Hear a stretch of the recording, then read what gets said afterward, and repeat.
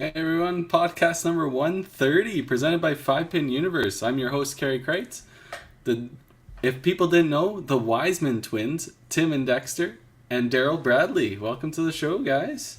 Hey guys. Yeah, welcome aboard to what is expected to be the most uninspired and dull podcast we've ever had. I hope our guest just comes on and burns you guys all night long because she knows so much deep, bad things about you guys. Oh, so do we. You know what? It can't get any worse than Gerald. I mean, I think Gerald has the most F-bombs record, I think, so. Worse isn't the right word. I mean, no. It can't be more vulgar, but last week's is pretty fantastic. Yeah, very true. Daryl, did you ever get a chance to go back and listen to that bad boy? I still haven't, guys. I've been so busy. I know. It's I a should work of art. throw some headphones in and just listening to it. I should. Yeah. So, what's new in your guys' lives? What's going on? What do we want to talk about before we bring on our special guest? What about the Jays? What about picking up Chapman? Yeah, That's Mr. pretty good. Chapman from the Oakland Athletics, third baseman, Gold Glover, perfect. I'm pretty excited about that. I mean, it's nice that the MLB's back. They did a lot of bargaining for a whole lot of nothing. It looks like, but Yeah. they're back and they're playing. Now, are the Jays going to be good this year, guys? I really haven't followed baseball super close for a few years. I know you guys all dig on it. And fantasy, I hear this too, mixing into our bowling podcast and bowling text. But fantasy baseball, what's this all about? Jays are going to be really, really good. Chapman really rounds out our infield. Our outfield is already really solid. They shored up our starting rotation. What's our Kikuchi, Ryu? Yeah, Ryu. We've got Manoa, we've got Barrios, and we've got Gaussman, right? Gaussman. So our starting rotation is really solid. If everybody stays healthy, we're going to be a force. That could be a Jeopardy question. Who are 5 guys that I've never heard about? yeah. But I'm assuming baseball is the same to you as soccer is to us, right? So. Yeah, I don't really watch soccer a lot either, but yeah. I know. Did you ever watch that Davies. Cheers episode when Cliff went on Jeopardy and Alex Trebek? You guys are probably way too old for that. Way too young for that, obviously. But. We watched Cheers as reruns, not as like when they came out. Anyways, that was the question. Cliff was the mailman, and Cliff got to go on Cheers on an episode of Jeopardy. And one of the things was it was 3 names, right, of historic people. I can't remember what it was, like Genghis Khan and whatever, right? And Cliff's like, "Who are 3 people who have never been in my kitchen?" And of course, Alex says the answer, and he's like, "That is not correct." And Cliff is like, "Oh yeah, it is. It sure is correct. I can tell you it's correct. So give me the money." And it just turned into this big long thing. So good old Cliff. Throw back. That's funny, actually. Isn't Cliff isn't the same actor the character of Toy Story? I think so. Yeah. It's Slinky or something. I don't know. So where are the Jays going to finish this year? Are they going to Sue's saying they're going to win their division? What's the? I think they're going to win their division. People don't realize that some of the Yankees are unvaccinated. And so I'm just saying this because in New York, they don't allow, if you're unvaccinated, you can't play in New York and you can't play in Canada right now. So some of the Yankees like Judge and Rizzo aren't vaccinated. So they lose out to about 90 games a year right now if they don't change it right now out of 162. Wow. That's huge games. Right. And I think that'll help the Jays. I'm hoping to keep the same law, help us out a little bit, but Chris Sale too, right? He has some cracked ribs. He'll be back soon though. But you still got Boston, you still got Tampa, you still got these guys, right? The AL East is going to be one of the hardest. Breaking news coming down the pipe here. Freddie Freeman got signed by Tampa Bay. Is that real, Ryan, or are you just trolling us? I don't know. I trust him not in the least. I'm gonna look this up right now. Hold on. Gotcha. Yeah, it's a pile of bullshit. You can tell right now. Yeah, nothing. All right, go away. Carrie, what's going on your monitor in the background there too?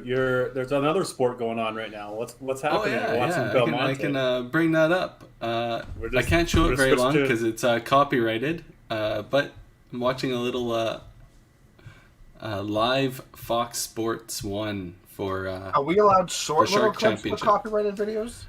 Yeah, probably less than a couple seconds. All right, that's good. Like, good to know. Good to know. I don't want Fox coming in on us here. So here's a poll. Here's a poll for everybody out there watching. Who still has landline phones? Guy. No, let's hear it in the chat. Who still has landline phones? But I'm also over at my parents' house. Remember too, right? I know. But they've do got you have two one at home? landlines. Do you have one at Yes. home?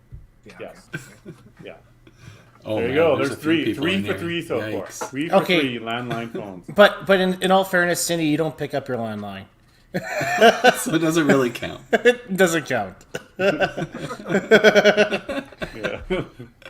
Oh man. You guys want to talk about the 5PL last weekend at all, or Sure. Dream Crushers didn't quite get the first place, but big, obviously give credit where it's due to Paradise for sneaking ahead and getting ahead of Dream that division. Yeah, they played really well. They secured and that was a great match. There was a lot of drama in that one too. So they secured, currently first place. Heartland still has a chance to catch them, I believe, even for them. Yep. Yeah. To be honest with you, speaking as a Dream Crusher, we kind of wanted to play the first match of the playoffs just because we wanted to get more airtime. So, in all terms of purposes, we're okay with this. Exactly. Yeah. Everyone's favorite team gets to play a little bit more. One more week for everybody to see, right? It's all about it's all about ratings, right? Yeah, it is about the ratings. It is, yeah, absolutely. Yeah, so, right. and the other thing, we have to talk about GP here. They left Danny Stewart on the bench. Let's just bring that up. The best player they have right now in the pro league, they let him sit on the bench. I don't know. We should have asked Gerald about this last week, but unbelievable, I tell you. Unbelievable. Hot take from Tim Wiseman. Yeah, I mean, obviously they went with the lineup that they were feeling was going to be best for him that day. I'd probably tend to agree with you. Danny is, in my mind, I've seen him perform pretty well this year in the anchor spot, but at the end of the day, you don't know what's going on in their mind and that thought that in that moment. But yeah, you're right. Looking on the outside, it would have been thinking that Danny's for sure in the lineup to start with. But yeah. But out so of Holy our Rollers, control, so Holy Rollers went and lost a couple of games, and they lost the first game, got 7 points the second game, but still not quite enough to guarantee themselves playoff spot. And obviously, Bombers clinched a spot there. You're in so now. Pretty exciting. Yep. Pretty exciting for the Bombers. Yeah. We've still got a game in hand, but Next Gen still got 3 games in hand, so it's going to be pretty solid for them. and Toppler Roses are leading that division right now with 2 games in hand. So it's not looking likely that the Rollers will hold on to their spot, being only 7. No, they're 8 points ahead of Next Gen with 3 more games to play for Next Gen. So gonna be pretty tough to hold on to that spot, but you never know. Week break and then back at it in 2 weeks. But you guys have Masters this weekend in Alberta, so that wraps up the qualifying stages here of Masters. Where is everybody else in the province or in the country with their Masters qualifying right now? Are we team selected or some things backed up? Or what's the? I don't think anywhere has their trials completed yet. I think we'll be the first. I think so too. Yeah. Okay. So I think Newfoundland just released their dates for their Masters. Yeah, a lot of people were closed down. Unfortunately, we got our status quo for the longest time, right? So I know BC's kind of getting their stuff together and whatnot. So there's Saskatchewan Masters are this weekend, so they'll be finished the same time we will. I think Manitoba has another couple, and same as Northern and all the other fun stuff. Yeah, now this year's obviously been a bit different with provincial restrictions and COVID and people having to cancel and back things up. But generally speaking, do provinces have a set weekend for Masters qualifying, or is it all sort of all over the board? You know what I mean? Like you guys have your 3 weekends. Is that the same 3 weekends for all provinces, No, Right. I mean there are some that will like be similar. I mean, Jen's saying they have their Masters this weekend as well in Saskatchewan, but Yeah. there will be some that'll be similar. But for the most part, it's kind of all over the place. Right. Yeah. Some have different qualifying. It'd be nice that everybody did have the same schedule, right? Yeah. Yeah. Oh, exactly. Yeah. Yeah. They have different types of qualifying too, right? Not everybody Yes. does the 4 Yeah. and 6. So But Yeah. there's as far as Some I only do know, six games too and stuff like that as well. So it is all. I don't have Alberta stats obviously right in front of us here, guys, but there's a lot of movement to happen too, isn't there? Some guys that have only played 2 tournaments, so some guys got to have 2 big ones, but there's still 8, 9, 10 guys in the mix, and even on the ladies' side too, quite a bit there. I mean, there's some people that are playing well and likely locked it up, maybe 3 or 4, but there's still a couple spots up for grabs, isn't there? yeah, for the guys, I think there's probably like 12 guys that have chances, but yeah, the top 3 are almost locks, but those bottom 3 spots are can be switched around, obviously. But yeah, with having 2 throwaways, like for me personally, Central didn't matter for me. It's going to be Calgary, the big tournaments, right? So Yeah. You have two throwaways. What do you guys have, Tim and Dex? I have 1 throwaway. Yeah. It's different because there's Calgary has such good scoring centers with the ones we're playing at, and those people that have 2 throwaways, they can go runner, right? But they still have to play, right? They still have to go runner. So you got Paradise, Toppler. What's the order? Yeah, Paradise Paradise, first, Toppler, Toppler second. Yeah. We haven't played Toppler since they put the new black bases in and done some And maintenance. put oil. on oil. So I mean, I hear huge things. Nice. But Good job, Pete. Yeah, it's gonna be interesting. Obviously, Tyler and Adam are pretty well locked at this point, especially with Adam having 1980. But I'm gonna say from like 3, I don't know. There's gonna be. Yeah, Bradley's 2s are 2079s, 2091. Those aren't really high, right? I'm gonna say Eric's there's like probably 8, 9, 10 people. and you have And Schultz. then Schultz Schultz in is the ball. down there that hasn't played 2, And Johnny. and Johnny's not playing. Oh, okay. So, Where's Schultz down there? And Johnny's in there? they're They done only because played they've- 2. They've only played 2. They've only played 2 yet. 2250, 2196. Oh, wow. Yeah. I'm in the same spot that they would be because I only Yeah. have 2 good tournaments as well. Yeah. Yeah, because you had a huge one there, 23, Kerry Hay. Yeah. Yeah. So Paradise, obviously the goal is to go and rock out a big one, guys. Where's Dexter and Tim? So Dex, They you're are 2280, in 22. 8 So and you 9. those are kind of 2 throwaways, Dex. You want a couple of bigger Yeah, ones in both of I those.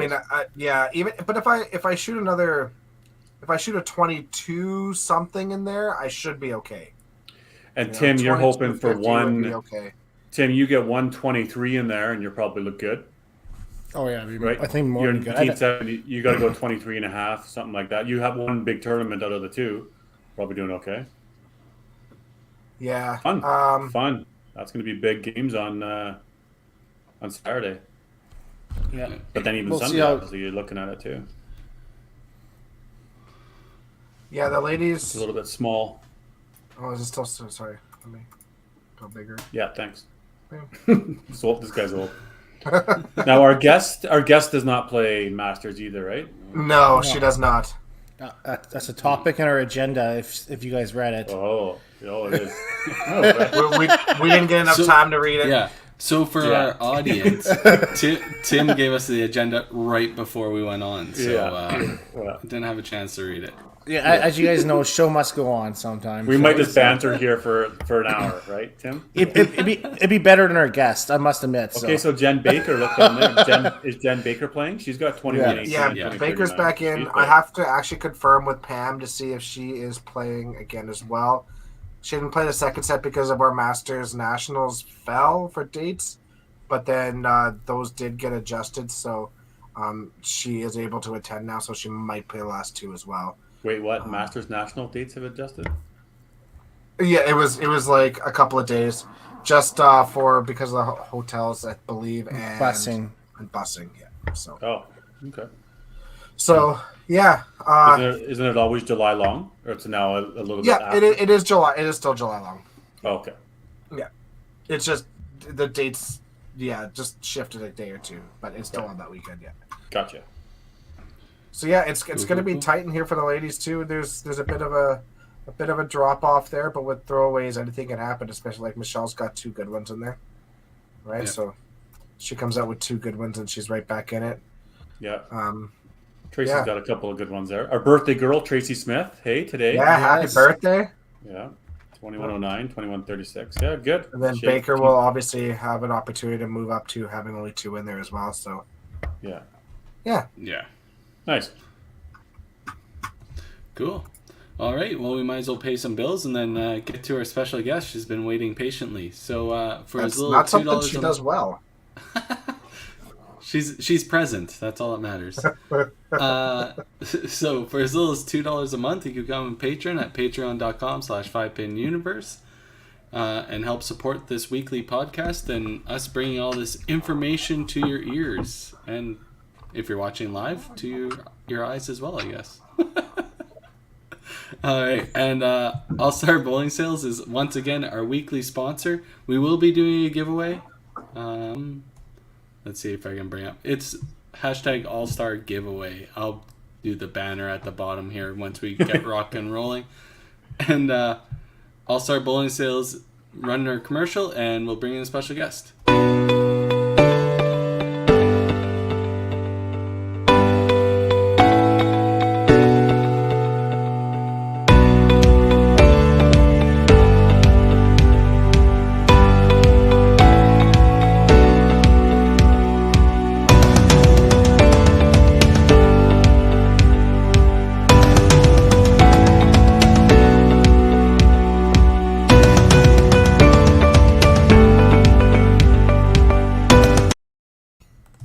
So, without further ado, if that's true, Dexter, do you want to get that ready?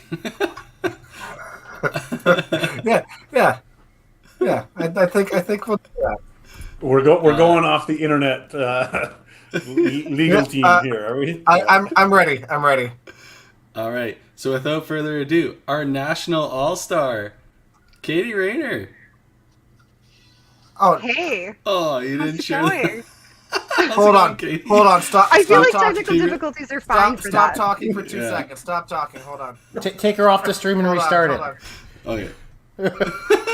And our all-star. Hey now, you're a rock star. Get the show on. There too. Hey now, you're an all-star. Get your game on. Go Oh, man. This is where we're at. We really butchered this podcast. Last second. We're starting off on a good note. Yeah, I was really concerned when the opening of that image came up. That's what we were about to see. I was like, our new welcome to our guest, and here's a video. Oh, hey, new trend. Oh my gosh. Ryan! You were supposed to be on my Do you know side what? tonight. That should be the All-Star giveaway instead. Should we change it? We could I feel like change it. out of context, that's like a really terrible hashtag. How is it better in context? Well, I don't know, Well- but I feel like maybe it is. Should we promote that or the rookie hats, Katie? Oh yeah. Is it the hashtag or is it the rookie hats? What are we doing? I feel like neither one is bullying, so I Oh. think we're okay. Well, maybe this one's a little bit closer to bullying. If people don't understand, Daryl's a rookie for the Edmonton Zone again as manager, And he's very concerned No. about our rookie Let's hats. talk He's at- about the haha Katie farted. I wanna hear that story. he's having a hard time, and you know that, and his wife's okay with it though. So Yeah. Yeah, we cleared it with her. She's okay good. with me having a hard time. Is that what you're saying? yeah. She said that we'd be good. We'd be good. We cleared it with her. She said. Oh, the you hat did. will be Oh, just so fine, she yes. she Yeah. knows now, does it? She Yeah. does, actually, yes. She said it was cute. Anyways, can we explain this? Haha, Katie farted. What's going on here? So Dex, this I is see our you wearing a bowling jersey. team name. What's going on? Yeah, show off our shirt. This is our Thursday night bowling team shirt. Super cute on the front, not so cute on the back. So That's a big llama. Well, it's got a big tush. Yeah. Our team name is Haha Katie Farted, which is dumb. but it is what it is. I've tried to change it 1,000 times. Like I've gone up to the counter and requested a name change, and every time they do it for me, and then by the time I get back on Thursday for bowling, one of those two has come back in and changed it back to haha Katie Farkas. Okay, in all fairness, though, our staff are equally. Yeah, now they just tell me no, Dickish. but they used to change it for me. But now they just Yeah, no, Chris will never do that. So yeah, no. It's a So, great like, team did name. you fart or something, or like, what was the story? There's got to be a Oh, story. yeah, there there- that you're I like, don't know oh what's my the- god, yeah. haha, Katie farted. Like, Are we what's gonna the go to story? 5 Pin You After Dark right away? Because we can. Yeah, Am I having Yeah. to tell the story? yeah. Yeah. One time I got really drunk, and first of all, while I was throwing my like brains out in their toilet, all I could think of was like their butts touched the toilet seat, and I was gonna get pink eye for sure. There's no way I wasn't. And so I was very concerned about that. And then as I puked once, I farted or something like that. Yeah. So her nickname became Katie 2 N's for a while, but she But I thought funny. it was 2 M's like Eminem, and I thought it was so cool, but it's not Eminem, it's 2 M's. So, yeah, 2 N's. Yeah, 2 N's. Yeah. Yeah. Wrong. So, and then it just kind of stuck for 15 20 years. years. Like, I feel like we could have moved past this by now, but nope, now it's our No. Thursday team name.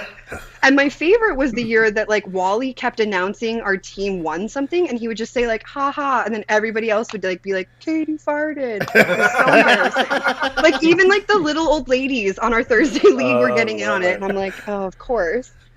Yeah. You're such a good sport. That's hilarious. Yeah, cla- I have to classy. be friends with them. Yeah, Classy. I am a classy broad. I already told you that tonight. Yeah.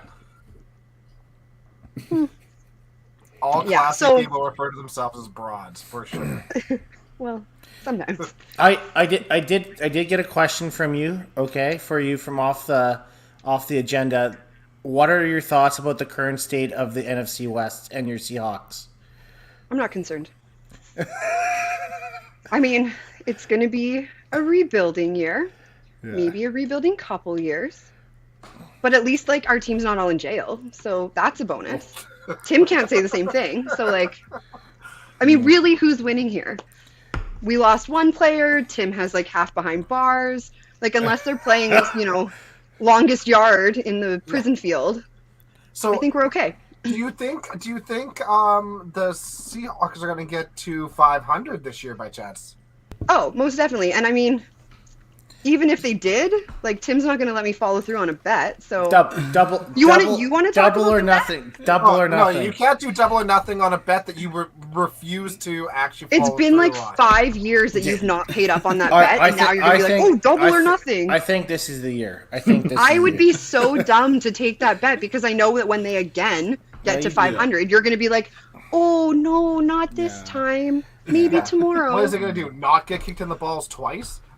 Yeah, like, Yeah, you want to tell them? You want to tell the bet? You want to tell the bet? Is that the punishment? Tim bet me. So Tim came to me one day at the bowling alley and said, your team sucks. And he was running his mouth like he always does. And he said, if your team doesn't get to 500, can I kick you like in my hoo-ha? I was like, okay, sure. But if they do get to 500, I get to kick you in your balls. And he was like, yeah, okay. Then they got to 500. And then he goes, whoa, whoa, whoa. No. I said they have to be better than 500. I'm like, okay, let's play that game. Then they got to better than 500, and then he went, whoa, no, I'm not doing that.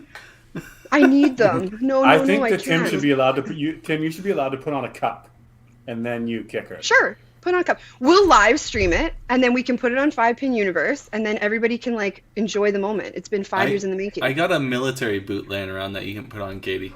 Just a Sure. little extra Some oomph. Steel toe. Steel toe. You can I put feel on like a Tim just plastic put this cup. on I'll mute- put this on the steel conversation toe on mute. boot. He's not even listening. Yeah. No, he's done. Yeah, I just. It is what it is, right? And So you'd What do like you- to make what do you another say- bet? What do you say when Mitch follows through with his bet? Then you have to follow through with your bet. well, you know what? Honestly, I there- seem there- to recall Mitch putting up a TikTok video though. no, Yeah, it's not wrong. the one Wrong that you TikTok. requested. Yeah. And But He it was just pretty made sweet. a TikTok because he wanted to make a TikTok. And That's the in all moral fairness, not really a friend of the show, but Ryan O'Callaghan has the same bet, Yes. and he hasn't followed through on it either. Okay, but So because someone else Whoa. didn't follow through, you don't have to? Are you in my Pretty- grade it's 2 classroom? It's not that Pretty Ryan much. hasn't followed through with the bet. It's that I haven't followed through to kick him in the butt nuts yet because we like him. there's that, and I just kind of want to torture him for a long time so he doesn't quite know when it's going to come, because one day it'll come and I'm not even going to tell him. I'm just going to boot him square in the balls, and then that'll be that. Kind of like the That's slap what I'm bet. going to do to Tim. Kind of like the slap bet, right? But you just want to hold one back just for a while. So You know anyways, what Katie. So let's start go from the beginning here, okay? Okay. Let's go from the beginning. Break it down. Tim's going off the agenda. The subject got on Tim, and he doesn't like that. Oh so. no! But this podcast is about you. It's not anybody about us. It's All about about you, right? So, how did you get into bowling, Katie? Bowling. Wow, that was a really subtle change of subject. It was great. Yeah, it was awesome. Yeah, real good. Yeah, I started bowling like literally 30 years ago now. I think this is my 30th season playing. My parents both bowled, and so they put me into YBC. And I started playing with the bumpers, which they soon took down from me because I learned really quickly that I could just throw it right at the bumper and still hit pins. And they were like, that's not really teaching or anything. So they forced me to not have the bumpers for a while. So I started that at Coral until Coral had a flood in their base. You guys remember Coral? It was like in the basement of, like at that traffic circle on 118th Ave. Yeah, that's right. Yeah, and there was like a fire upstairs. And so then when they like doused the fire, the water damaged to the bowling alley, so they had to close down. So that's when I moved to the Bronx. So I was probably like 6 or 7 when I moved to the Bronx. Wow, Coral Bowl. I forgot about that one. That's probably not one that I would remember right off. No, like unless you like were physically in the building, I feel like no one even knows that it was there. Yeah. I've heard people talk about it, but I didn't know you played there. That's interesting. Wow, you just learn something new about me every day, hey? Yeah. So I played at the Bronx for years, and then when I was 14 or so, I made my first youth challenge team, and then that's when I met these clowns and some of the girls that I got close with. And then after that, when I was probably 15 or 16, my brother was the only junior in the program at the Bronx because they just didn't have like a deep program. So we made the decision to move over to Bonnie Doon because I had met some friends there through Youth Challenge. And then that's where I kind of finished out my YBC and stayed there until I moved out to Sher Park. Like, I don't know, how long I've been in Sher Park? Like 5 years? Now I just run the whole thing. Yeah. But I remember your group of girls in that time of your teenage years. There was a group of them. I just remember the name. Wasn't there Jill in there? Jill Onisimchuk was there. Yeah. So like the girls that I went. So we went to nationals in 2006. So I was like 16, I think, at the time. And it was like Jill Onisimchuk, Brittany Hislop, Des Titcat, and Amanda Burton were on the team. And like now I'm the only one that still like throws balls. Des coaches, but like none of them stayed with it as an adult. So out of all the girls there, I mean, obviously you did well. Jill was a phenomenal player back. Jill was unreal. Like back Jill when could we were still be unreal. If she picked up a ball again today, I'm sure she would be. We actually did go bowling one day. There was a time like probably 2.5 years ago that we just like all of a sudden they were like, let's go play bowling. And I'm like, yeah, let's do that. And so we went, and like actually everybody did not bad. I was shocked for how long they haven't picked up balls for. Like Des throws every once in a while through family twosomes and like different random tournaments that she goes in with her brothers. But like Jill, I was surprised that she was able to just like pick it up and go. Yeah. It was good. Yeah. Were you at Nationals 2006? Did you guys go to Nationals? Yeah, it's in Sudbury. But wasn't there an Edmonton? There was an Edmonton one though a year before. When did Edmonton host in there? 2003, somewhere in there, guys. You remember? 2007, the year after. So it was the year after. after. Okay, remember helping host that one, and there was. I just remember you guys maybe from the year before looking at stats or something. Yeah. It was 07. Yeah. So because you guys were in Sudbury too, weren't you? I was. Dex- Yeah. Well, Dex yeah. was. Tim Dexter was. was, Yeah. Tim missed out. He was playing singles and he lost to Kevin Shelton. Right, Tim? Right. Yeah, I love talking about that story. Yeah. Yeah, that's why I brought it up. I remember Kevin being there on the bus, and he held hands with someone. That's right. I remember. Yeah. I'm not going to tell you who, but secrets. Who was on your team, Dex? Who was on your team, Dex? So you were Sherwood Bowl senior boys, Dex, for you? Yeah. Will Sutherland. Will Sutherland. Derek Gall, Marty, Marty, Matt Cole. Matt Cole. Yeah. Yeah. That was it was a good year. I think we ended up in 4th, but that was like the only time I ever lost my mind at a nationals because of a shoe malfunction. I threw my shoe at a judge of play. I remember that. Tom Williams was the judge of play, and he was great. He was absolutely phenomenal as a judge of play. He was understanding. The other judge was not as understanding, and I was a little upset. My heel came off 3 times in the 10th frame against Northern Ontario, and we ended up losing by 2. I threw 3 strikes playing anchor. We ended up losing by 2, I believe, because I fouled 3 times because my heel kept coming off. We both fouled that nationals because my first frame there, I fouled through a gutter ball, then spared it, and then on the next shot hit the shield in the 10th frame, or like in the first game 10th frame. I fouled through a gutter ball, then spared it, and then hit the shield and knocked the shield off and got like a 2-pin or something. And my team was like, I feel like at this point you probably shouldn't be doing that. What happened? Maybe. Did you just slip? Yeah, sometimes I just go really fast and then just kind of fall. It happens. She's top At heavy, least right? once a season. Wow. Coming from you, Tim. Does that really get you, sinking into the competitive side of things when you're playing at nationals? YBC is like, okay, I like this sport and I'm going to keep playing, and I'm fairly good at it too. And that experience overall must have been pretty cool. Yeah, it was, well, especially coming from the program that I came from, like there wasn't a lot of depth to it. We never made it out of house round for 4 steps. Like our rep team was mediocre at best. Like we didn't have the depth to our program. So going to Bonnie Doon and then having that opportunity to go as a youth to nationals, like that wasn't even something that I considered possible unless I was going to go as a single, which at the time I really truly wasn't good enough to do anyway. So it was cool to be able to have that experience. And then honestly, when I look at that group of people who we went to nationals with, the boys team and the girls team, like I'm still friends with pretty much every single person that we went with. Like it's just such a great group and community that we kind of built over the years. So nice. Do you remember who won that year, or are any of those girls still playing across the country? Honestly, I have no idea who won. I know that we lost a tiebreaker for silver, so we got bronze that year. Okay. Yeah. I can't even remember who we lost to. Maybe Ontario. These guys are both looking at that madly. It's a race between the two of them. Like, how would you even find that? I would never be able to even know where to look. Okay, so Southern Ontario won.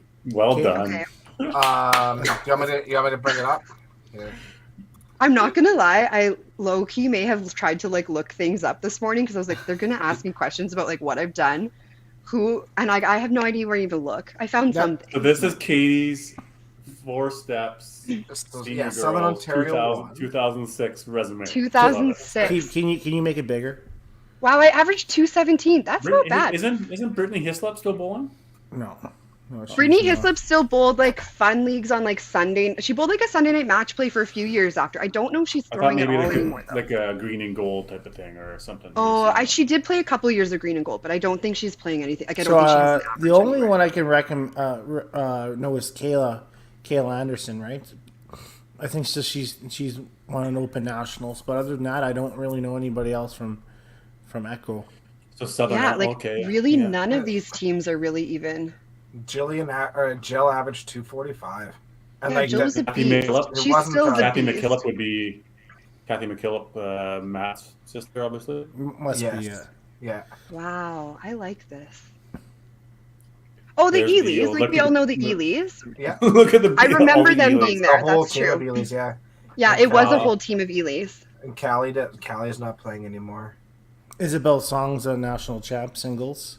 And yeah, I'm there you still go. friends That's with a Matt lot of the Lemmings. girls from the Newfoundland team, but none of them really play anymore. Yeah, Nicole. Nicole is one of my best people. Sherry, I know, Maria, Ashley, but none of them really play anymore. They kind of all dropped off after YBC as well. Yeah.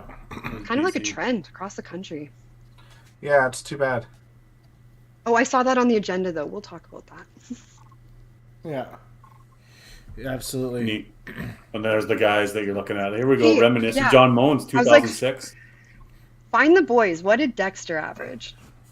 Probably more than 217. 230. Yeah, 232. It was at Garson. It was a hard house.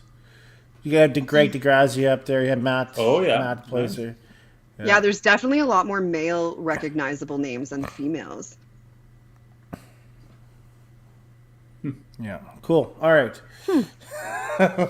Little trip down memory lane. Now, what there. about Youth Challenge? Did you do some Youth Challenge stuff through like youth years? I did do youth challenge stuff. I never made singles through youth challenge, but I played probably five maybe youth challenge. Thinking like to my childhood bedroom, I think I had 4 or 5 that we won because I remember having like the plaques on my wall back when I thought that was like Cool. a thing to do. It But is cool, Katie. Keep doing it. where is my stuff now? In boxes, like hidden in a cupboard? I don't know. Yeah, no, I definitely played. I had always wanted to play again like a mixed team, but I always played on the ladies team, which was fun. But yeah, it was.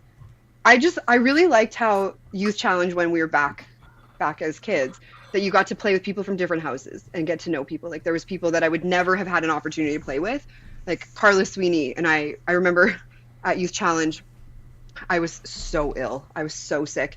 And she was like making me a cup of tea and bringing it to me in bed at night because we were roomies that year. And she was like, here you go. Like, do you want some tea? I'm like, okay. But I felt like garbage. But just, yeah, people that like you'd never have a chance to kind of get to know other than if you had the opportunity to play on a youth team with them. So Yeah. People like Got to Danny be one of Ball. the best programs out there, right? For exactly that, is bringing communities together, bringing centers together, and people together. So yeah. you can't ever stop that. I think there's been some surveys before, Tim, isn't there, that most favorite event that people have played, and unanimously is almost always the Youth Challenge is one of the most popular. Yeah. I think the best part was like the bus rides. Were they the best part? For you guys, they were the best part. I spent them in the freaking toilet because you guys locked me in every year.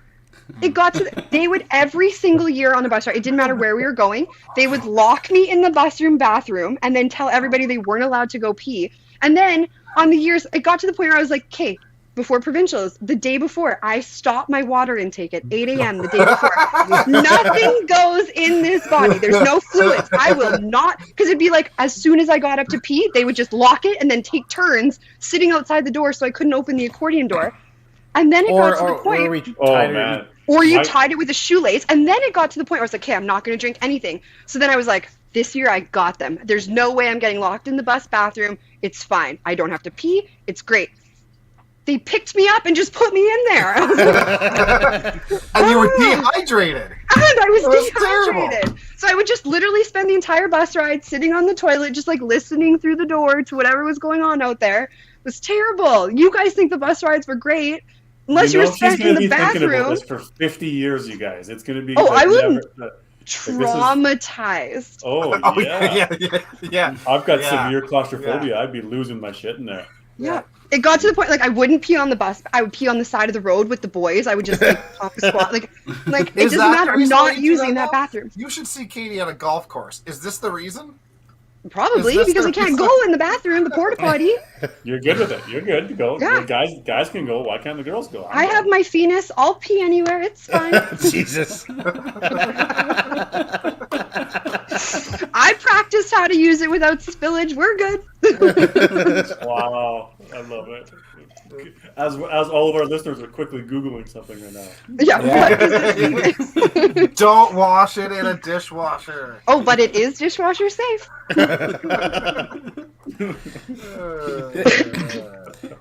Oh my god. Moving on. We've derailed. You obviously enjoyed the youth challenge experiences, and you tried out in 2010 and made it as a rookie for the Open. You represented Edmonton 6 times, 5 times on the ladies and once on the mixed that you never had a chance to play because of COVID. The greatest team that never was.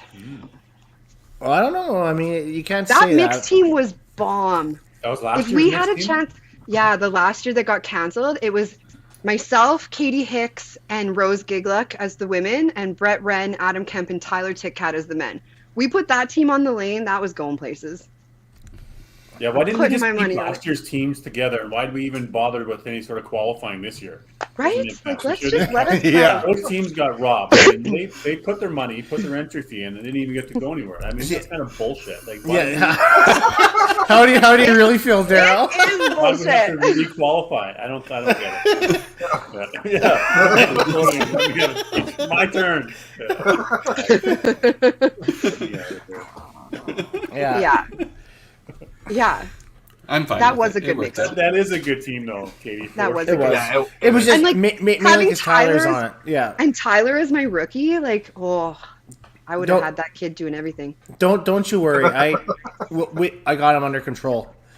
Yeah, have it under control. I'm still claiming him as partly my rookie this year You can't. because You like can't. yes, I can. You have a rookie. You have Caitlin, and We you have have two Daryl. rookies. You have We have Jenna. Daryl. You'll have And you have- Jenna. Yeah, you do. Anything you need, Katie. Anything you need. You have a Daryl. You have a Got it. Daryl a third of the time. A third of the time. Yeah, you got big shoes to fill, Daryl. Manager Matt, he took care of us. We'd be like, hey Matt. Well, and he just like the next thing you know, our whole team had water in front of us. Like Yeah, no we just problem. give him signals across the bowling alley. He'd be like, Teach me. yes. All you need to do is teach me. Just don't make me have to read your minds and Fair. pretend to know. Just be very specific, and I Yeah. got you. Yeah. Yeah, that's fair. Oh, Manager Matt.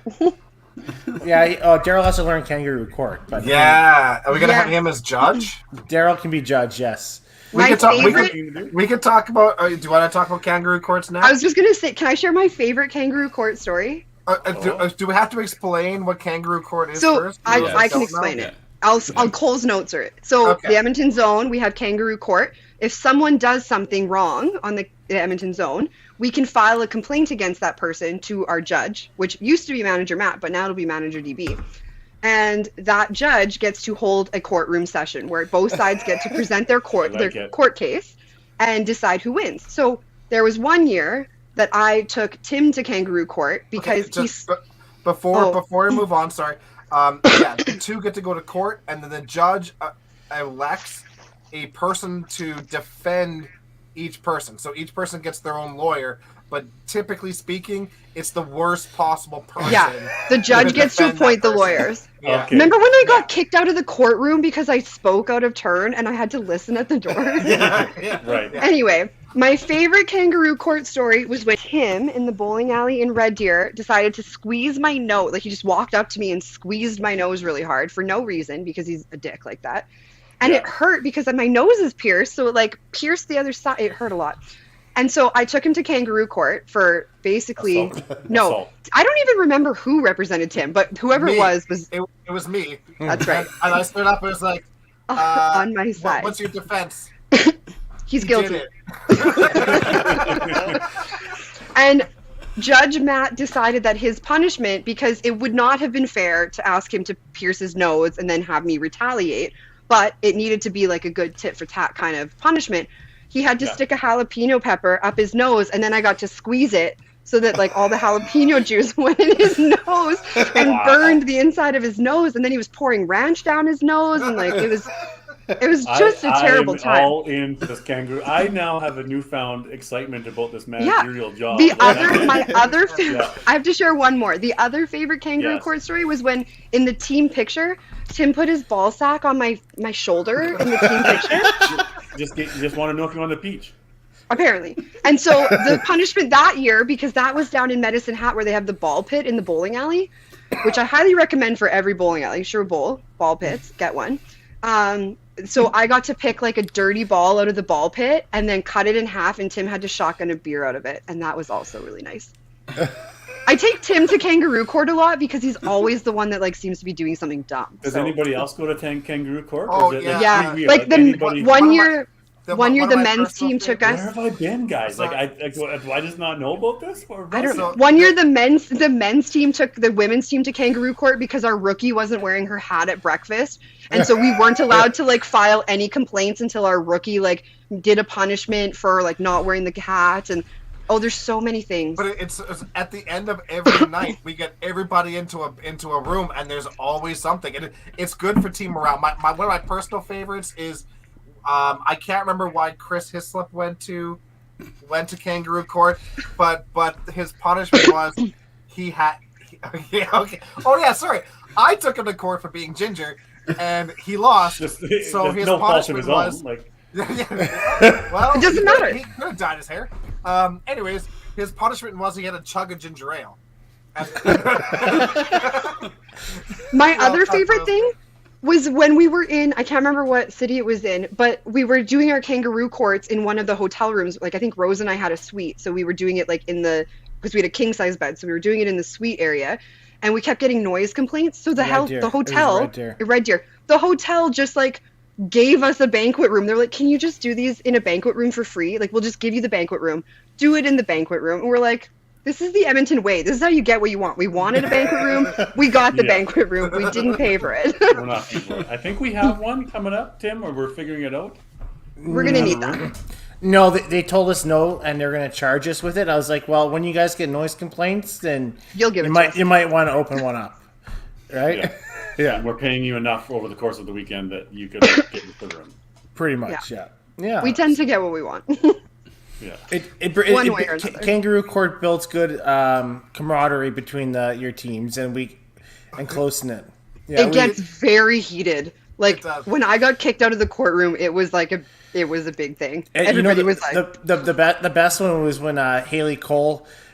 She was pregnant and she's like, Matt, no more sex. I'm Yeah, done she with was- your shit. And Matt's like, I guess it is what it is. All right. Yeah. Yeah, I have to be unbiased. yeah, because she was my lawyer for something. I got called into Kangaroo Court by, I think, Dexter, and she was my lawyer. She's like, don't worry, Katie, I'm going to tell him I'm going to withhold sex and he'll take our side. Nope, didn't take our side. I lost. I don't even remember what I had to do. So upset. He's like, okay, well, you're fine. That's the only time I've ever seen Haley like. That's when you were She was- cyberbullying me with the pictures from the meeting. All right. Okay. Let's. Yeah, where are we going, Tim? Moving Where are on. we going here? Yeah, go Well, ahead. okay. So, Katie, you made 2 nationals in 16 and 19. Yeah. You won a silver on the ladies team and a gold on the Ladies. 19 team as well, and 19 and Open National All-Star. What are some of your favorite highlights or thoughts about those? Well, I think from like the 2016 one, that was my first nationals as an adult. So that obviously is going to be something that I will always remember. The 2019 team though, like from my perspective, we were unstoppable. Like, I think when you look at the stats for that one, we finished the qualifying, like the round robin, like 15 points or something ahead of everybody else. Like, I think we only lost 3 matches the entire round robin. So that team it was such a great vibe and a great atmosphere. Like, that team who was even on that? Rose, Gigluck, Michelle Nunweiler, Annette Campbell, Heidi, and Jen Baker. And we had Coach Des. So that was Dez's rookie year as a coach. She wanted to go out and finish the whole thing from start to finish and get the gold. And it was just, yeah, I think that year was one to remember for sure. Was that the year you were an all-star? Oh, and I'm okay with that all-star medal. That one I was like proud of. I was like, yes, we got gold at nationals, and I was an all-star bonus. Like, that was the icing on the cake. I was happy with that one. So It was the other one I wasn't. Do thrilled about. people want to, maybe you want to fill in what your husband does? Adam's a non-bowler. He just plays a casual league with me on Thursday nights. But what did your husband do with his all-star? And this is sort of why we give you a hard time about it. So when I won all-star at provincials the one year, and I wasn't overly impressed with it, only because I was there for a purpose of getting our team to nationals. We didn't do that. We came second. So there was a lot of emotions behind that piece. So when I got the all-star medal, I was like, don't care. And when I brought it home, he decided to hang it on a nail over a door frame, which drove me mental. And then every time he walked through the door frame, he would touch it and be like, yes, yes. And it was so, like, people would come over and they'd be like, what is that? And he's like, oh, that's Katie's all-star medal. And I'm like, okay, can we take that down now? Like, this is ridiculous. And he'd like, every time he walked through the door frame, he like had to touch it. And it was like a big thing. That's the part. So Yeah. for the Open, you've had some great coaches like Lori, Cisco, Des, and Lynn. What are some things that they taught you? Lots of things. So Lori taught me a double changes everything. And like, I will consistently tell myself that all the time. Double changes everything. Des. Sorry, what, a double change? A double changes double everything. changes A everything. double, like if you Okay. get a strike, Okay. that's Yeah. what a double, two Yeah. strikes in a row, Yeah. changes everything. Your whole game can change if you throw that double. So that's something that like, if I had to think of one thing that like sticks in my mind that Lori taught me, a double changes everything. Des deserves a medal for just putting up with me half the time. I remember I like asked her to come out and work with me before we went to provincials that year that she was coaching. And I said, like, I'm just struggling. I need some help. Like, come meet me at Shore Bowl. Like, let's go figure some things out. And we got there and she was like, okay, so like, tell me where your spot is on the lane. I'm like, I don't have one. She's like, okay. She's like, okay, what do you aim for? Like, where do you stand for your corners? Like, I literally stand in the same place for every shot. And I just, if I'm going for the left corner, I put my arm like this. And if I'm going for the right corner, I put my arm like this. And if I'm going for the middle, then I go straight. She's like, that stops now. Like, we're not doing that anymore. That's not a valid way to play this game. And no more. Like, done.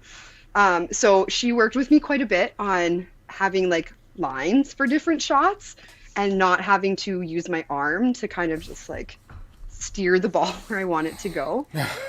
I mean, and then it was funny because when Michaela came up for TPC and for the Ladies Invitational this year from Calgary, she was like, yeah, I was talking to Des and she was like, I was working with Michaela before the Invitational this year.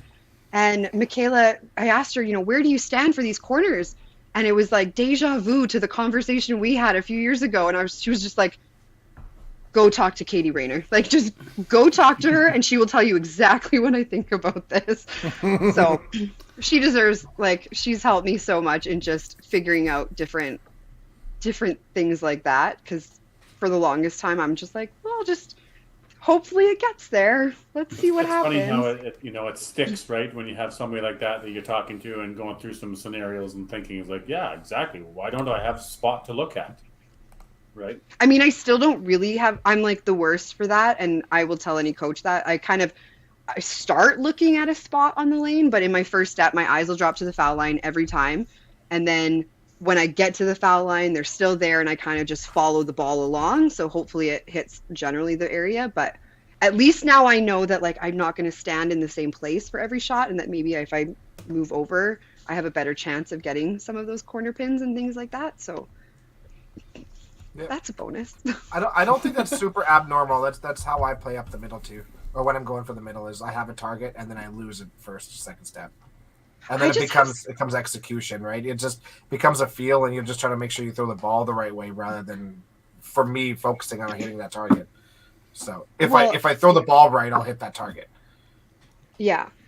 I just have such a short attention span. So like by the time I get to the foul line, I've lost it. But for the most part, when I'm playing well, I can kind of tell in my backswing, like, ooh, I'm going to need to like flick my wrist or something because this isn't right.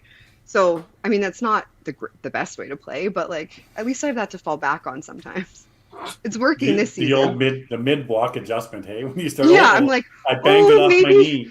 Yeah, this isn't going to go well unless I kind of come through like this. Let's see what happens. And sometimes it works. So this season, it's been working more than other seasons. So that's good. Yeah, you've been playing very well this year. Yeah. Don't you and Dex have a little side bet going on Thursday nights? We have a bullshit side bet. It's not bullshit. I'm 3 years running champ on our Thursday night league bet. I'm averaging. No. Carrie, you have to be on my side. She's averaging 267, but she somehow gets a 15-point advantage at least one game a week. And only one game, not at least. One game a week, I get a 15-point bonus. Game a week.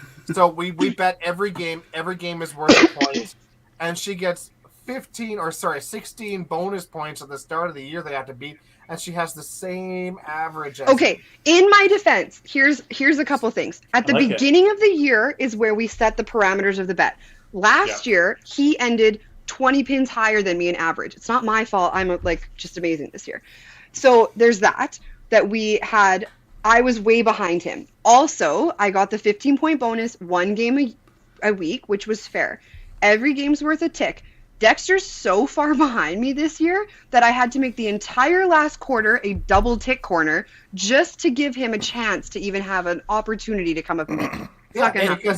Because you got That's not 15 bonus points. But- How many times have you needed that extra 15? And you get to choose. You get to choose every which week. game? Every week I get to pick a game. Before we start, I have to say, like, oh, game 2. Okay. But I've already predetermined. I was like, it'll be game 1 the rest of the season, and every game is a double tick night. So he has, like, big advantage to make up some ground. It's not my fault he can't do it. in all fairness, though, Dexter and you decide and agree on this before we start. Oh, it's like a so if big he wants to round of complain, negotiations. if he wants to complain about it, you know what? Oh man, Let it go. You should see her those nights when we're trying to have this debate. You should see her. Carrie's like the mediator between us. He just sits there and he's like, well, actually, maybe, yeah. You know, It's honestly, not going to turn out come well up- for you next year. come out with a contract and just sign it, and then there's no. I think there is a complaints. contract. A verbal contract is a Yeah. legal contract. And- I mean, And like, the years that I have lost, have I paid up on my debts, unlike Tim? It was yes, that is 100%. very true. That is absolutely. I stood in front of that league and gave a speech with that dumb all-star medal about how I was amazing. So, like, Sorry. What medal was that? don't do it. Hey now, yo, get your game on, go play. Wow. what's the parameters of the contract next year, Dex? You can change it up. It's head to head. We have identical averages. It's head to head. No more of this cheating bullshit. Sounds like you I still have a- would win. Sounds like you'd still win a whole bunch there, Katie. So it sounds like you usually win 2-1 each night, or 3-0. Like, I mean, this year I've been winning a lot, which is fun. So I feel though you'll have a higher average at the end of the year. Is there what's the You're up. You're if up Dexter 17. loses? You're up if- 17, so you're basically up net 2. If No, if, 1. You got 16 bonus points this time. Yeah, but if how many have Dexter- been double ticks? time out. If Dexter loses, what happens to Dexter? We haven't decided that yet. Should we make a 5P universe poll? Yeah, about let's make a 5-pin no, universe. how about this, guys? A kick in the nuts with the cup, and then you guys can both do it on the same day. Yeah, I can just line up the Wisemans and just go down the line. I think everybody would agree to that. Kick in the nuts with the cup. No. I'm But open. I am open to suggestions. If anyone has But- an idea of what they want Dexter to do when I kick his butt this year. TikTok videos? yeah. So for those that are listening right now, It's a kick in the nuts for me. for those that are listening, put in the comments of what you'd like to see Dexter do. Kick in the Yeah, nuts. I'm Hashtag. open to suggestions. There's- I don't know. Only if You Tim told pays me up there- on his bet. Yeah, There, Tim no, doesn't get no. that. This is No. a different bet. You Mine don't and Dexter's know. bet Do is this. completely independent of that because I paid up when I lost. So there's Dexter wrote a speech. I had to stand up at our Thursday night banquet, and Dexter wrote a speech talking about how I was so much better than everybody else. And I had to stand up at our Thursday night banquet with the microphone during awards and say this to the entire There's league. 35 You people don't get on. to be the ringleader. There are 35 people on here, and that's low, unless because Katie's on. But Probably. but make sure you guys put it in the comments here, okay? And push hashtag haha Katie farted to get Yeah, yourself Jen into does the draw. have the- But speaking Jen of, does have the video. Katie, you've got a 267 average right now. That's pretty fantastic. What other ladies do we know across the country that are having a 270 plus average for the years? Anybody know out there? Anybody in the comments there? If you don't want to add what Dexter wants to do, put in the comments who's having great years for females, right? Yeah. Because that's a pretty solid average. What normally wins the high ladies average in the city? Do you guys know, Tim? Mid 250s usually gives herself a shot. Right. I mean, what are guys right now, not taking the glory away from you there, Katie, but what's I think guys I high saw up? that. I think I saw Brad has like 280 at Bonnie Doon. Right, because Yeah. there's a league there they're playing yet. He plays that down there. Yeah. On Thursdays. Yeah, I think it's his Thursday league. I thought I saw somewhere that he had like 280-ish, I believe. Yeah. And then, I mean, if you look at our Thursday night league, 270 is still high for. Schultz. Yeah, Matt's at 270. Yep. Mhm. Is that right? Good for. Yeah. Go get him, Katie. Yeah. So, Katie, we're talking about 5-pin stuff, but over the years, why haven't you participated in Masters? That's a very complicated question. Honestly, I guess like at the start when I didn't participate in Masters, I just didn't think I was good enough to. That's pretty much the.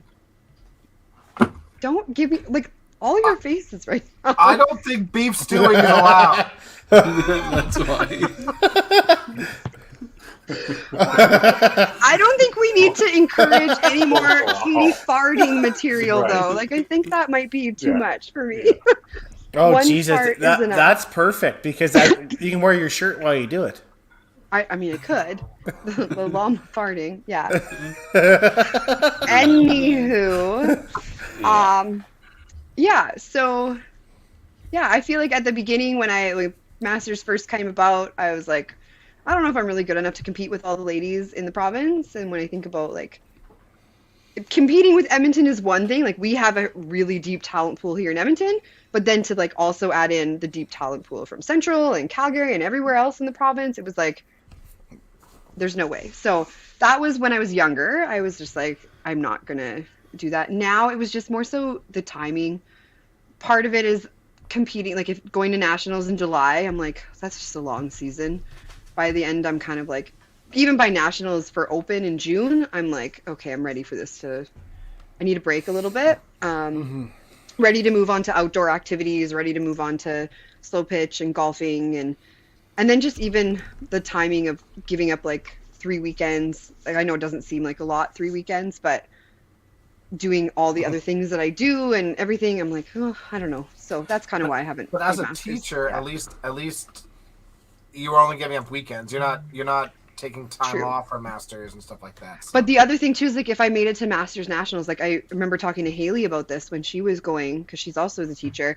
She'd have to like miss the last couple days of school every year to go to Masters Nationals, and I'm like, these are some of my like favorite days with my kiddos because they just they love me then. They're like, we're gonna miss you so much, and like the rest of the year they're little shit sometimes. So when are you done? June 20. I know you're gonna like whatever date I say, you're gonna be like, oh, Masters Nationals is after that. It's already after that. So yeah, doesn't matter I think we're what number done you say after 20. It's already 28th or 29th, I think, is our last day. It- But there are some years where you do have to like take time off because I know Haley's had sure. to take time off for So, it. Katie, would you say maybe the tournament director has to be a little bit more encouraging you in order to come out? Who is the tournament director? Oh yeah, you two. Dexter. That's It's Harry. Dexter. Yeah. I No, feel it's like me- they me need and to do Aaron. a better Me and job Aaron. of hooking me on Masters. No, that's not fair. But- They have both put in the work of trying to convince me to play Masters on Thursday nights. There's been multiple times they've asked me like, how come you're not playing? What are you doing? But for me, it was just always like timing and that kind of thing. Yeah. Okay. Maybe one day. I think right now I would have to go back and renew my mat. Like it's completely expired.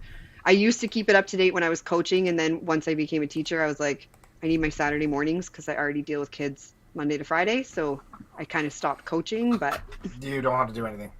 what do you mean? You don't have to be like a master to? Yeah, you just have to register for Masters. Oh, but don't What I do have to you- like pay back fees or like dues? No, No. you're literally making. Well, things maybe next year. No, but you do I have don't know to how it pay. works. You have to pay a master's fee and then a Yeah. tournament fee, up. Yeah, right? Yeah. yeah. And there's, Yeah. I mean, you have to be intro to something or level You have to one have- or one. Like, Yeah, you have to Well, have like, I some have of your the- coaching clinics. I have the old level one, but I'm Totally. pretty sure that I don't know if Like, that it carries counts. over. It it counts. does. Yeah. Oh, okay. Yeah, Wow. you can't use it for coaching, but Yeah. it counts Fair. towards your Masters. Okay. Well, maybe next year. Maybe you'll see me at Masters next year. I feel like I said that every year for the last 7, but Did your glass magically get more full? Yeah, you saw them. Yeah. Do we feel like maybe where the nationals would be would make a difference? And does anybody else feel like that? Is there any nationals, like if it was in Newfoundland, or if it was in Nova Yeah. Scotia, if it was in Vancouver, because then people do it extended So- holidays. I mean, Edmonton Yes. this year, you know. So 99% of the time, when it's in Newfoundland, you get the biggest outcome for sure. Right. That being said, we have more Masters played this year than we did the year prior, where it wasn't Newfoundland. Well, But we COVID, never got to go. COVID Yeah. wasn't nobody played last year, Dex. So No, obviously next numbers year. are up through the roof.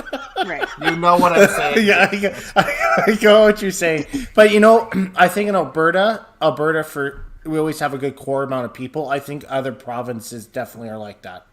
I feel Right. like even like when I think about the Open, like I obviously don't play Masters, but this year for the Open, I was like 50-50 of whether I was going to play or not, just for lots of reasons. But knowing that it was in National or in Newfoundland for Nationals, I was like, yeah, maybe I'll give it a go. Like that was definitely one of the things that contributed Yeah. to my deciding. Like I was kind of on the fence. I wasn't 100% sure just with like the way the world was and personal, like it was just kind of 50-50 for me, but that was definitely one of the things in the bonus category of like, maybe you need to look at this a little bit more, knowing that it was in Newfoundland this year. So I think it does. I know that like we do have a group of people that are going to play no matter what, Yeah. but I think it definitely has like a little bit of sway. Next year, Masters is in Newfoundland, correct? Correct. Yeah. Oh, yeah. maybe So- you'll see me. You'll likely see an uptick next year for qualifying. And where would we don't know now, but where was this year first time was in Edmonton, wasn't it? Yeah, so this year we went Edmonton, Central, Calgary. Next year we'll go Calgary, Central, Edmonton. So that's gonna be interesting too for the last two in Edmonton, depending on where you do it, of course. Yeah. Likely Bonnie Doon. Likely Bonnie and Sherwood.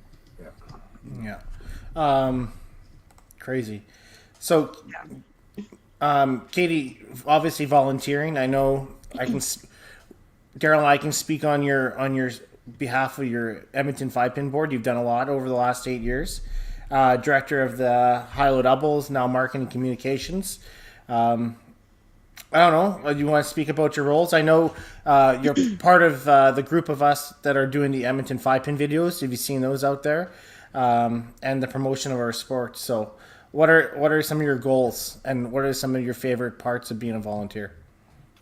I mean, realistically, when I look at bowling as a whole, it has given me so much. Like when I think about the amount of times I've been able to travel across Alberta or across Canada and the people that I've met, like to me, that is always something that I will personally hold near and dear to my heart. And so anything that I can do to try to help other people have that same experience and other people be able to get to those same places as me, I'll definitely try to do.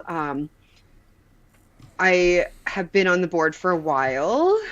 We started with the youth high-low doubles tournament. I took over a number of years ago, so that was always a fun tournament that just kind of gets people from all the houses out.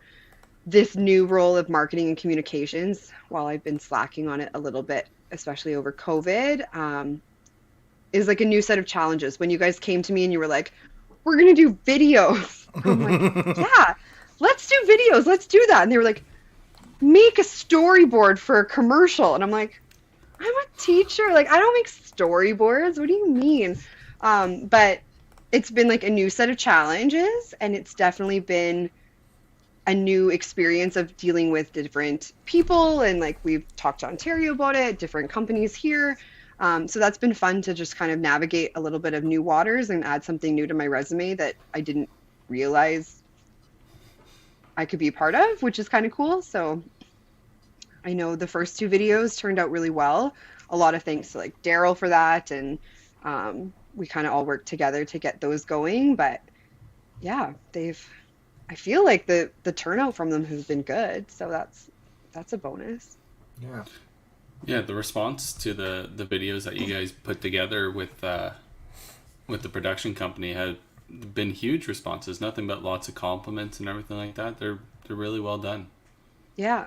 And like we've gotten from all across Canada different boards going, yeah, we want to be a part of this, or yeah, we want to use these videos and help advertise the sport with them. And get them out there so people can see them. So that's amazing. And like it was nice seeing the production company at TPC, the Let's Go 5-Pin Bowling, and Yeah, that's the tagline for the Yeah. year, right? the tagline.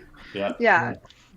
Yeah, but I know we're starting works on video number 3 right away, which is exciting, and we have a meeting next Monday to kind of go over some of that stuff. So that will be the next little adventure we're going on. Get you in front of the camera work. I guess so. Yeah. I mean, with a face like this, how could we not sell 5-pin bowling, right? Let's go 5-pin bowling. No, but Let's you go were great. I 5-pin mean, bowling. obviously, some of those meetings and some of those stuff that we did, and coming up with the storyboard and seeing it, and that's really, it does go back to your teacher, organizational skills and how the structure of this will work. So I think that's where you've been super, great to have on that. Yeah. There was definitely Organizationally and thought, and that's have a start and have a finish, and we got to have a plan here. We can't just, what are we going to do and how are we going to do it? I think you're a person who wants to get things done.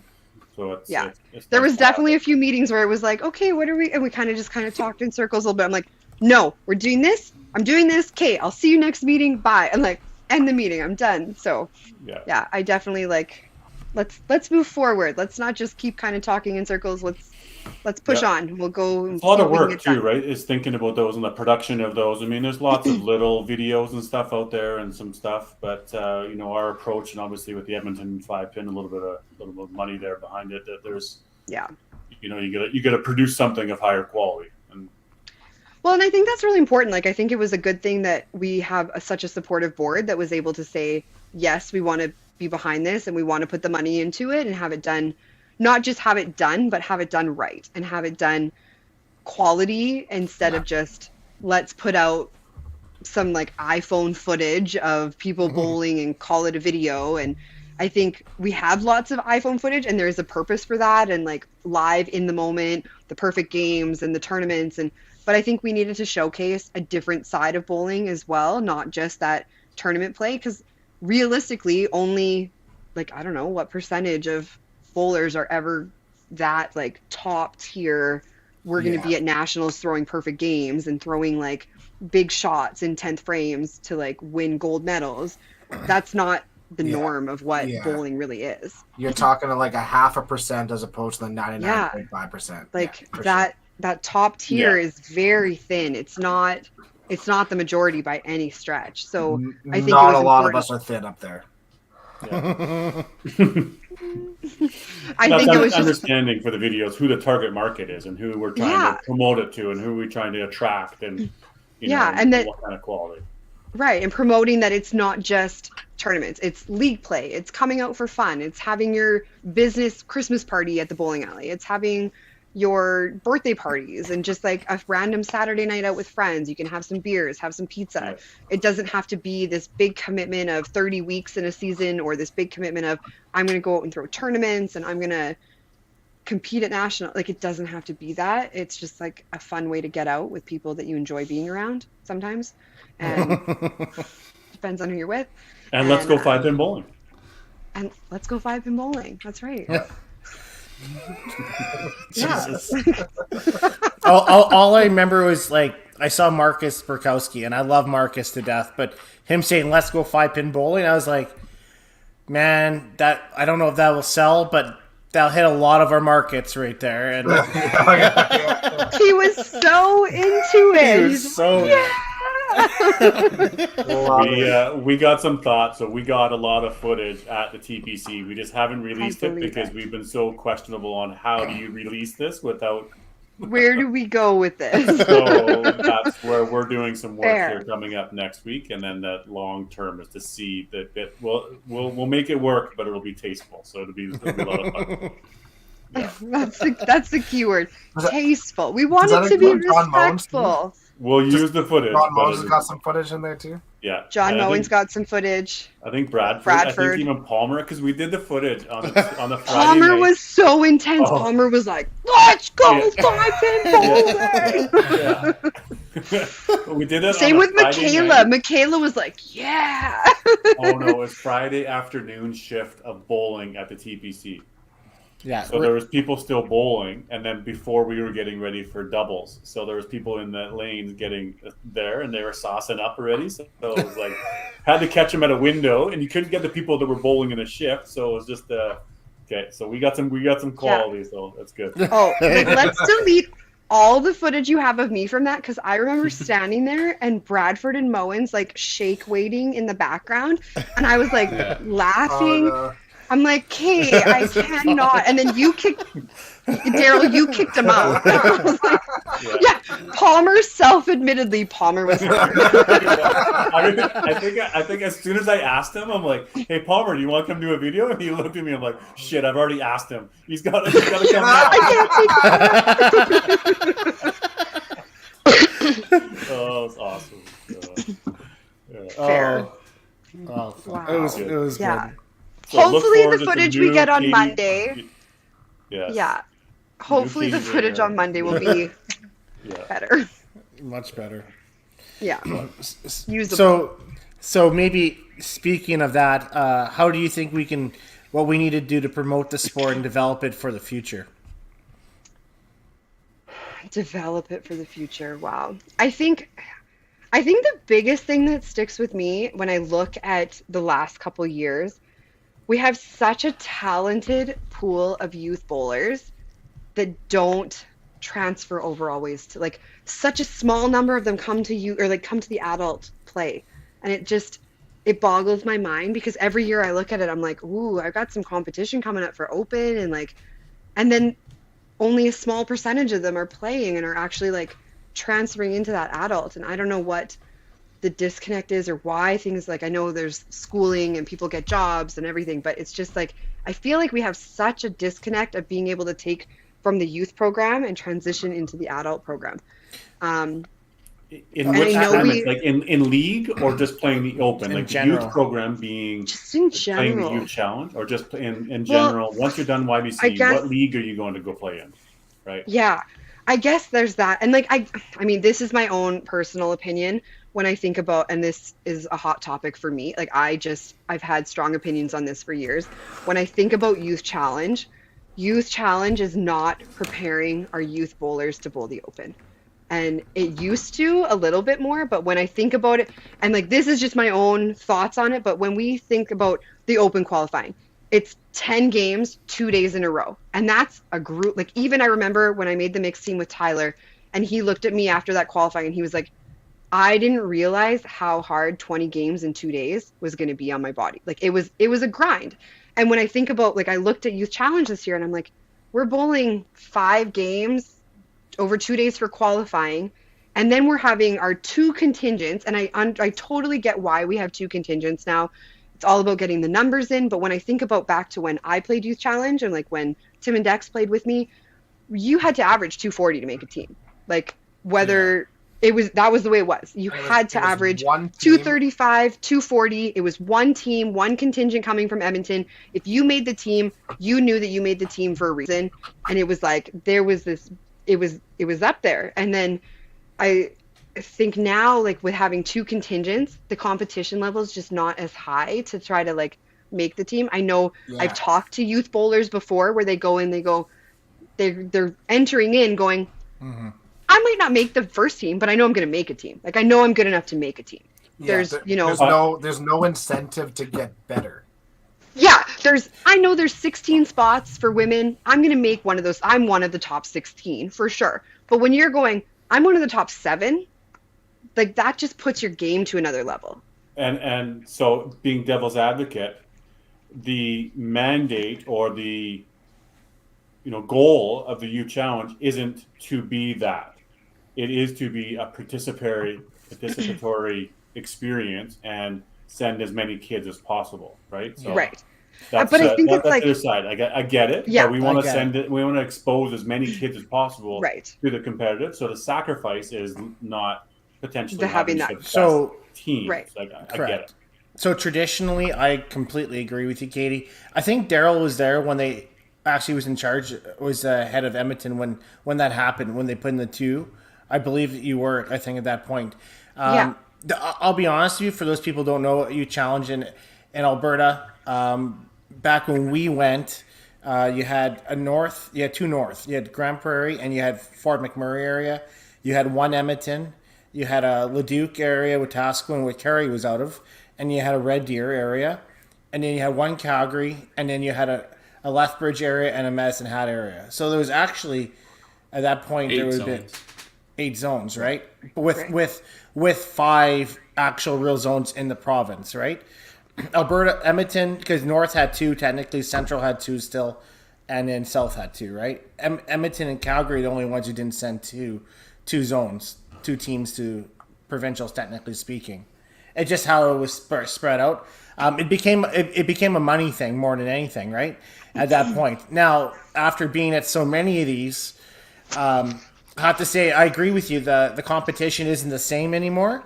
Where qualifying isn't, you can see it's not nearly great as what it used to. But the first team is usually the more competitive team, I find, and the second team's almost a developmental team where I've seen a lot of the kids grow from it and get better from it. But that being said, not always the case, because Des had one of the second teams one year that won gold. Yeah, That's so right. there you and go. That's the potential, and that's why you qualify more people, because then you might have, A diamond in the rough. Yeah, but that being said, on a youth component, I think all associations have maybe not made that very good. I think, right? So, Yeah. just from an outside look at it, the reason that the second team out of Edmonton won is because your depth is so much deeper than all the other zones, right? Right. So, when I thought the mistake was when they combined Zone 4 and Zone 6, because now you're asking Zone 4, which was, the outer central area, to make all that travel to go to Red Deer to try and qualify for 2 teams out of Red Deer. You'd lost tons of players, but not saying that there was tons of players that were still playing in Zone 4. I don't know the numbers of that situation, but I know it was always great when we made the Zone 4 team to beat Zone 6, which was Red Deer, right? That was the big... Right. There was a Competition. rivalry there, right? Yeah, Sure. and that got taken away, and it got added together. You know, that makes that's sense. crazy. Yeah. That's crazy, Kerry, because I never knew that side of the central side of it. Right now, outsider looking in, Constantly playing Victor. yeah, I don't know if this is correct, but I know for a long time, Medicine Hat and Lethbridge had their separate still over the years. So I think that could have been a central decision, right, at that point.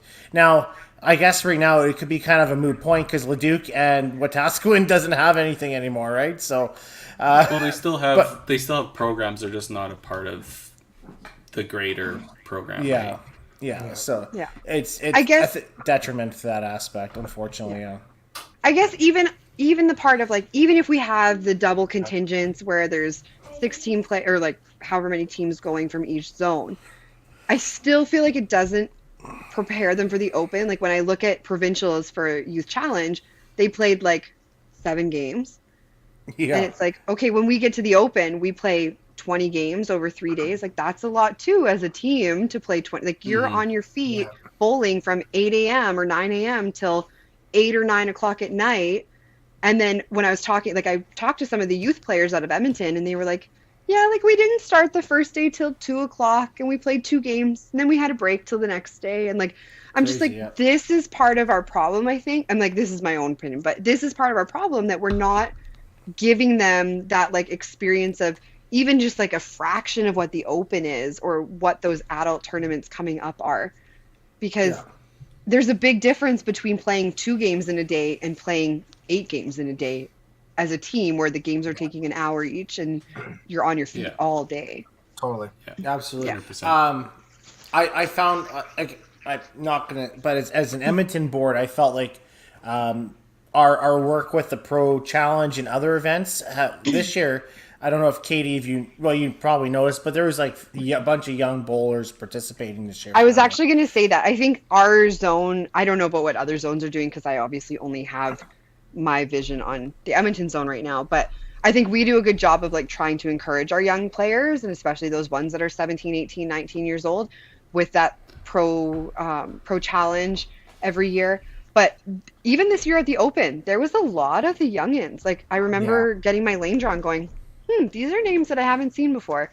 And when I talked to people, they were like, oh, they're just coming out of YBC, or it's their last year of YBC, and this is their first time playing. So it was nice to see. And like I played with two guys on the Saturday at Bonnie Doon, and both of them shot unreal. Like they held their own. Yeah, Jacob, and I can't remember who else I played with. There's a great young contingent coming up of Edmonton. We do. We have so much talent here, and like if we can foster that and keep them in the game, like Edmonton's future moving forward as like we continue to transition through is going to be so great. But we just have to be able to continue to harness that talent in and not let it slip away. Because I mean, this has been a problem we've had for years. I mean, look at, we just talked about earlier, my provincial team or my national team from Four Steps, I'm the only one still competitive bowling. Yeah. So like we have Des coaching, but do you have bowling centers, Tim? Maybe it's or Dex proprietors. Is there a program that would have them go from YBC to adult leagues, or how does that look from a 19 to 23? This is your intermediate league. This is your intermediate night. That you're mixed in, but we'll form a team for you. We'll help mend that. You know what I mean? Yeah, for sure. I think it's a major failure of proprietors and youth coordinators out there, because like no different than Daryl. Like Daryl, when we were younger, you let us like spare in the major leagues. We got to play Sunday. We got to play Wednesdays. We got to encourage it. Carrie was no different on Monday nights in Wetaskiwin. You guys were encouraged to play. With us at our program, we're fortunate. A lot of our older bowlers and YBC can spare in our match play league, and we can carry that on, or we encourage them as program directors or people and coaches to, hey guys, this is a league that might fit for you, or this might work for you, right? But a lot of it, honestly, did just go by the wayside of it. It's just absolutely, it's unfortunate, right? And I think personal touch goes a long ways, where you go and reach out to them and you say, hey guys, like what's going on? Where can I fit you? That usually carries on more than anything. It's not just the higher end bowlers, because obviously you guys as YBC coming up, it's like, well, we're going to start plucking these ones up. So the really good YBC kids get picked up easy. It's the other ones, the average ones, the whatever category, the 180s, the 160s, the 200s, it doesn't matter. Where's the transition for them into a fun league or an adult league that maybe their developmental process is just taking a longer time, and maybe when they're turning 23 or 25, hey, I can now competitive. I can throw harder. I can carry it. Maybe they peak at 33 like me. Yeah, well, you're still going. You peaked a long time ago. Prime example, Daryl, is that when I touched base with all the youth bowlers the last couple of years, and Russell on Thursday, he was one of our YBC graduates, right? And good, yeah. And I said, hey Russell, maybe this night or this night might work, and if anybody plays Thursdays, Russell is a gamer, right? So he's there every night. Here's an interesting stat. Like what percentage of YBC bowlers are from 2010 that graduated in 2010 to 2020? How many of them are still playing casually one league a week? I don't think it's very much. 30%, 40%. If we're there lucky. You go. So that identifies your gap in. But at that point, like that's a personal choice too, right? I mean, at some point, like those guys, you get into the adults and we need to find ways to help these people progress and stick with it and get better at it. But when you leave YBC, you need to make a conscious choice too. It's like, hey, like if I want to play with these guys, I need to put in the work too, and maybe that means doing at a higher end level. Yeah, but in general, but even just like the casual average league bowlers, I don't think we have a lot of carryover from our youth programs to our adult leagues. I think it goes with their social groups, right? They move to school, they have a different social group that doesn't bowl, right? If you're looking for a casual league bowler, your social group has to be involved in that. Somebody's not just going to show up randomly to a bowling center and be like, I want to join a team because I don't like they're gonna join their social group, whatever the social group's doing, and unfortunately, bowling's not high on the priority list. Yeah, and I think there's Do you lots of think- reasons why they're not. I think Right? it could be though. Like Yeah. I'm sorry, you look at ball leagues, and how many of those ball leagues are out there where it's just a group of friends going out there and drinking beer and being stupid and doing it. Hmm.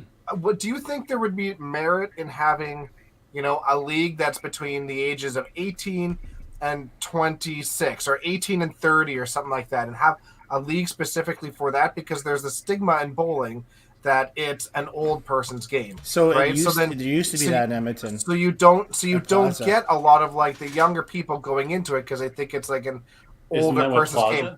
It's the same thing as like yeah, as like lawn bowling even, right?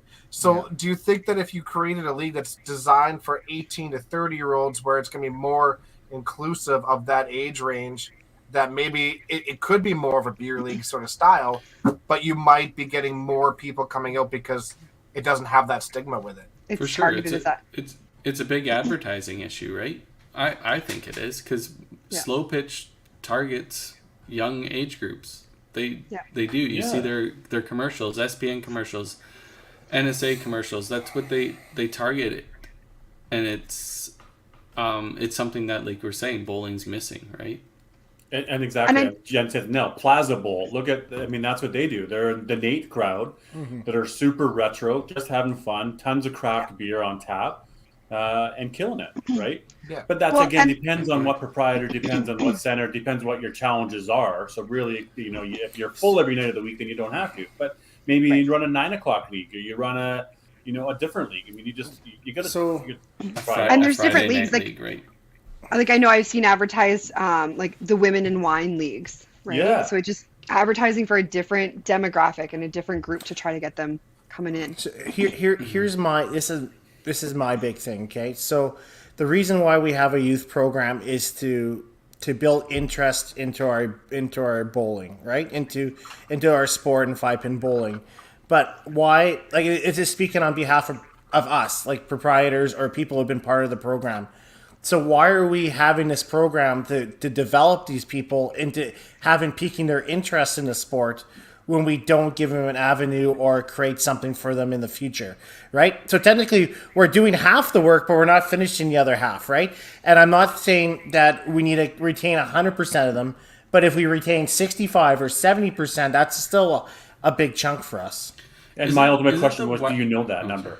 Do you know that number? Like, does anybody? I know from our kids that we've talked to and which ones have carried on. Now it's probably we're probably about 50 or 60%. But if you look at other centers, because I know the YBC programs with you challenges and all these other things, YBC, it's probably 30%. I'm not gonna lie, it's not that high. Yeah.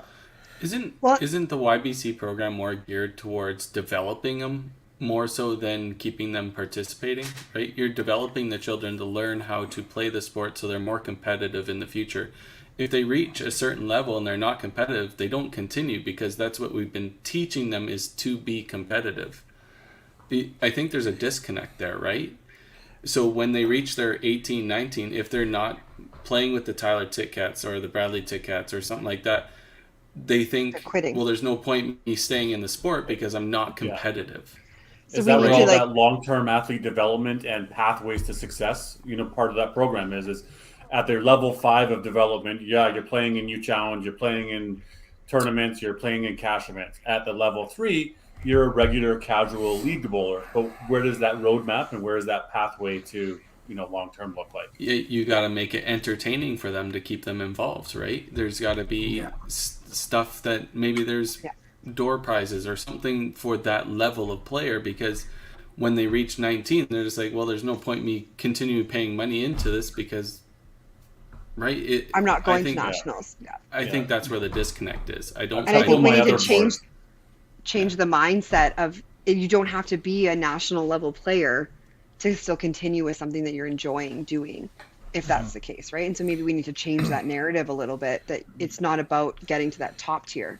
So Both a couple of my boards, sorry, Tim, the boards, the soccer and the golf, is one of the pillars of success is defined around intermediate transition, right? So soccer, once you play all of your youth leagues, you're under 13, under 15, under 17, under 19, then what? Where do you go? Now you go into adults. But if you don't have that pathway, or where do they go, or that league or those ladies teams and start having that, you lose them, right? It's a big loss. And same thing with golf, right? You're a youth, and once you're done youth, what do? You can't be playing the youth tournament. You have to now go to an adult league or a regular league. Is there a men's league? What is there, right? So it's so important for the future. And you would think. Oh, sorry. Go ahead, Tim. No, you go ahead. Go ahead. I was just gonna say, you'd think it would be easier for us to be able to like get that mindset, especially because bowling is so much like, am I beating my own average? Like, it's not necessarily. It doesn't have to be, am I getting to that top level of competitiveness? But because you have your own average and you're trying to beat your own scores, like it's very individual at times. So you would think we could kind of foster that, but I feel like we're just we try to beat it into people's heads when they're joining leagues or talking about joining leagues. Like, hey, like don't even worry about it. It doesn't matter what your skill level is. It's all based on the handicap system, much like golf. Like it's all good. And then POA tournaments, you try to push them into them, be like, hey, like. It doesn't matter. Yourself. You're just trying to do better than your average. It's okay. Yeah. You don't have to be a superstar, but it's still sometimes hard to convince those people to do it. And once they do, they generally go back because they understand at that point that it's okay. But it's just trying to get them into that door right away. Maybe have some tournaments for like averages 150 and less. I just let them bowl. Random prizes, random things. It doesn't matter. Just let them bowl. Don't worry about any of the weekend stuff. Show up on your Monday night or your Thursday night, and we'll see you next week. Yeah. Right. That's why you guys do the turkey draws, or you do little random draws. Like, Well, Daryl, I'm sure you can speak of it. Even in the men's leagues for golf and stuff like that. Yeah, there's some guys there that are super competitive. They want to win the night. The rest of the guys are just there to play, and there's random door prizes. There's 50-50, right? Exactly. You're just there to share time with your friends, and then, oh, hey, I got a door prize. Sweet. A sleeve of golf balls or whatever, right? It wasn't... Well, and there is even on our Thursday night league, there's people, I mean, my team shows up. We're just there for the fun and to have a beer and to talk with our friends, and there's other teams that are definitely there, right? Then you got Katie and Dex who are just going at it head-to-head every week. I mean, it's tough but we're to be fun in there. about it. The competitive nature, you guys just are so serious there on that league. We take it very seriously out there. It's on true Thursday. though. It's so serious. Anyway, I agree. I think honestly, when you talk about that, and I can say it because we are one, is that I think proprietors really failed that, right? And they have to figure out new ways to encourage these people, and the centers that out there that are doing well. You can see because they are encouraging things and coming up with new ideas, right? So that's how I feel about it. So, and that's where this marketing thing is a big deal. Yeah, we're working on it. We're trying. We're getting those videos out there. Yeah, I mean, and that's the role that the Edmonton 5-pin can take. The other associations can take is promoting. If you want to pool some dollars together, there's some marketing opportunities out there. So. Right.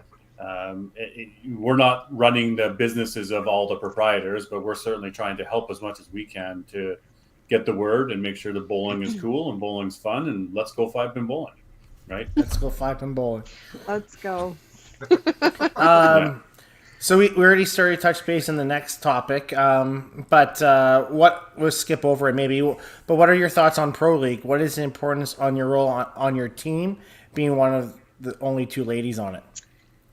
I'm loving Pro League. I think Pro League is such an amazing addition to our game and to like the competitive level. I think it's been so fun to be able to play over COVID, where we haven't really been able to have some of those competitions and getting that drive going again. Like that was definitely something that I was missing for being the only, like one of the only females on our team. Like I wish I was playing better for our team. We do too. Yeah. yeah. Like I've been pretty garbage this year. That 220 average that I'm pulling, it's going great. But hey, I was the only point we scored in our first match on Sunday last week. Good work. I mean, I've carried my weight a little bit. I carried all of you on Sunday. My match was actually the only match we won both times. Caitlin and I, we pulled out the female power and won the second match too. So when we lost 7-1 both times, there was no men winning those points. So We lost 6. We lost 6-2 the other match. oh, okay. Well, we were close. almost all female points out there. You know, like Katie, do you find it hard though? I mean, as a female with playing on a team with these guys and top ranked players and big egos, and then you obviously be the pressure of being the lady, and you yourself. I mean, I think I know ego. I know exactly what Dexter's I'm going to asking say. She questions, says but she's got the biggest spirit dick of all of us. Good.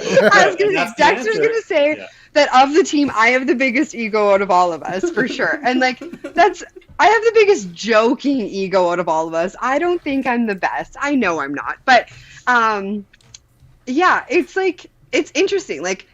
I don't know. I mean, part of it is not as intimidating as I thought it was going to be because I already play with Carrie and Dexter on Thursday night, so that's nothing new. I see them throw balls at 3 pins all the time. Carrie mostly. And I've known Tim forever, but it's definitely a different vibe playing with Adam and Victor. Those are people that I've never had an opportunity to play on a team with. I've never had a mixed team opportunity with them. Victor doesn't even play in our zone, so that's something that's kind of cool that I'm able to experience. Yeah, it's an interesting, I don't necessarily feel like it's a lot of intimidation playing with them, but it's definitely a cool experience being in a pit with them and just having their experience and their calmness around the sport. I don't think I've ever seen Adam get worked up. He might get worked up when he's playing bad, but I haven't seen that this year because he's been playing well. But he's just he's in the pit and he's just calm and collected. And he's yeah, we're going to go do this. That's great. Let's go do it. And I'm a confidence booster as well for yourself too must be that, hey, these guys selected me or wanted me to be on this team, so I must be one of them. So I mean, you certainly are. I'm just framing the questions here for you. Yeah, right? Fair. Yeah, it's a very much a confidence booster, and kudos to you to be able to be the one picked. Yeah. To play with they're these lucky guys. to have me. Daryl, it's because the league forced us to pick a girl. Someone out of Sherwood Bowl that you already play with. Just kidding. Oh, I'm going to take it as a compliment. I feel like you guys put your team in first. You had first pick of whoever you wanted and you chose me. You guys knew about the league before anybody else did. In all fairness, your husband probably texted us and said, "Please take her. I want to sleep in on a Sunday."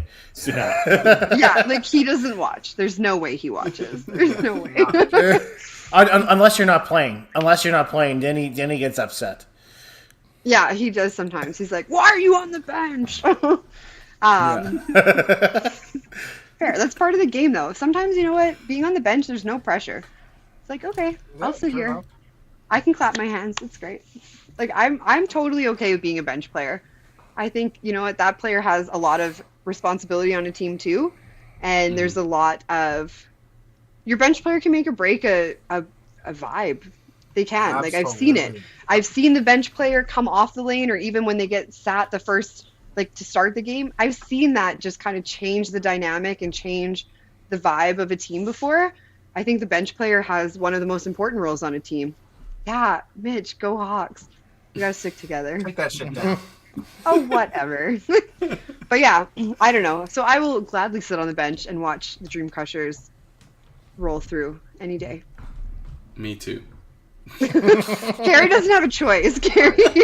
Where do you Carrie's forced normally to be on play the in all your open ladies teams? What position have you normally played there?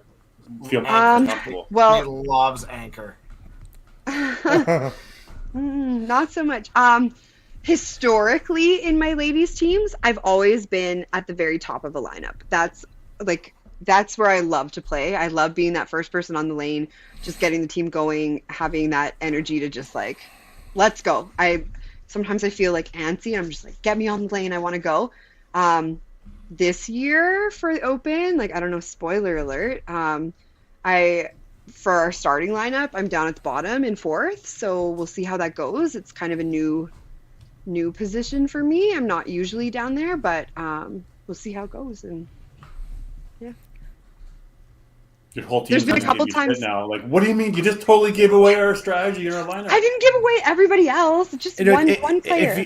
If you know the coach, Len has no strategy. So Yeah, we're winging it out there. We're winging it. Edmonton ladies are winging it this year. We're gonna see what happens. Free flying. yeah. There's been a couple times though, like Danny has put me down in fourth on the Dream Crushers lineup. So the Fourth is a good spot for you. The one time I played really well, the second time I got pulled there, but I was still hitting the middle. So I mean, I wasn't terrible. I was better than some people, Carrie. She's not wrong. No, not at all. My match was just closer. All I know No, is I honestly- beat Scott Haka. That's all that matters. Yeah. I'm loving playing Pro League. I think it's such a great addition to our sport. And I think it just, when I hear other people talking about like, oh, I watched the Pro League on Sunday, I think it's kind of really gotten a buzz going around the sport again, which we've been missing for such a long time. Yeah. We always have people watching like live streams at cash tournaments and live streams at the Open, but like this one is something that people are tuning in for, and they're like dedicating their Sunday morning to come and watch whatever matches are going on, and they have their favorite teams or the ones they think are the favorites, and they're like excited about it, which is nice to see again because we haven't had that in a while. So I think it's brought a new dynamic to our sport too, right? We've never had that before. At the Open, you kind of do. Yeah, there's some favorites or whatever, but now you have a league that's live streamed that people can pick and choose the teams they want to cheer for. If there's a favorite person they have on that team that they want to cheer for that team, or whatever the situation is, now that's a thing, right? Yeah. It's just like me being a Packers fan just because of a certain player, or hockey fan just because of certain players, right? Like it's just that.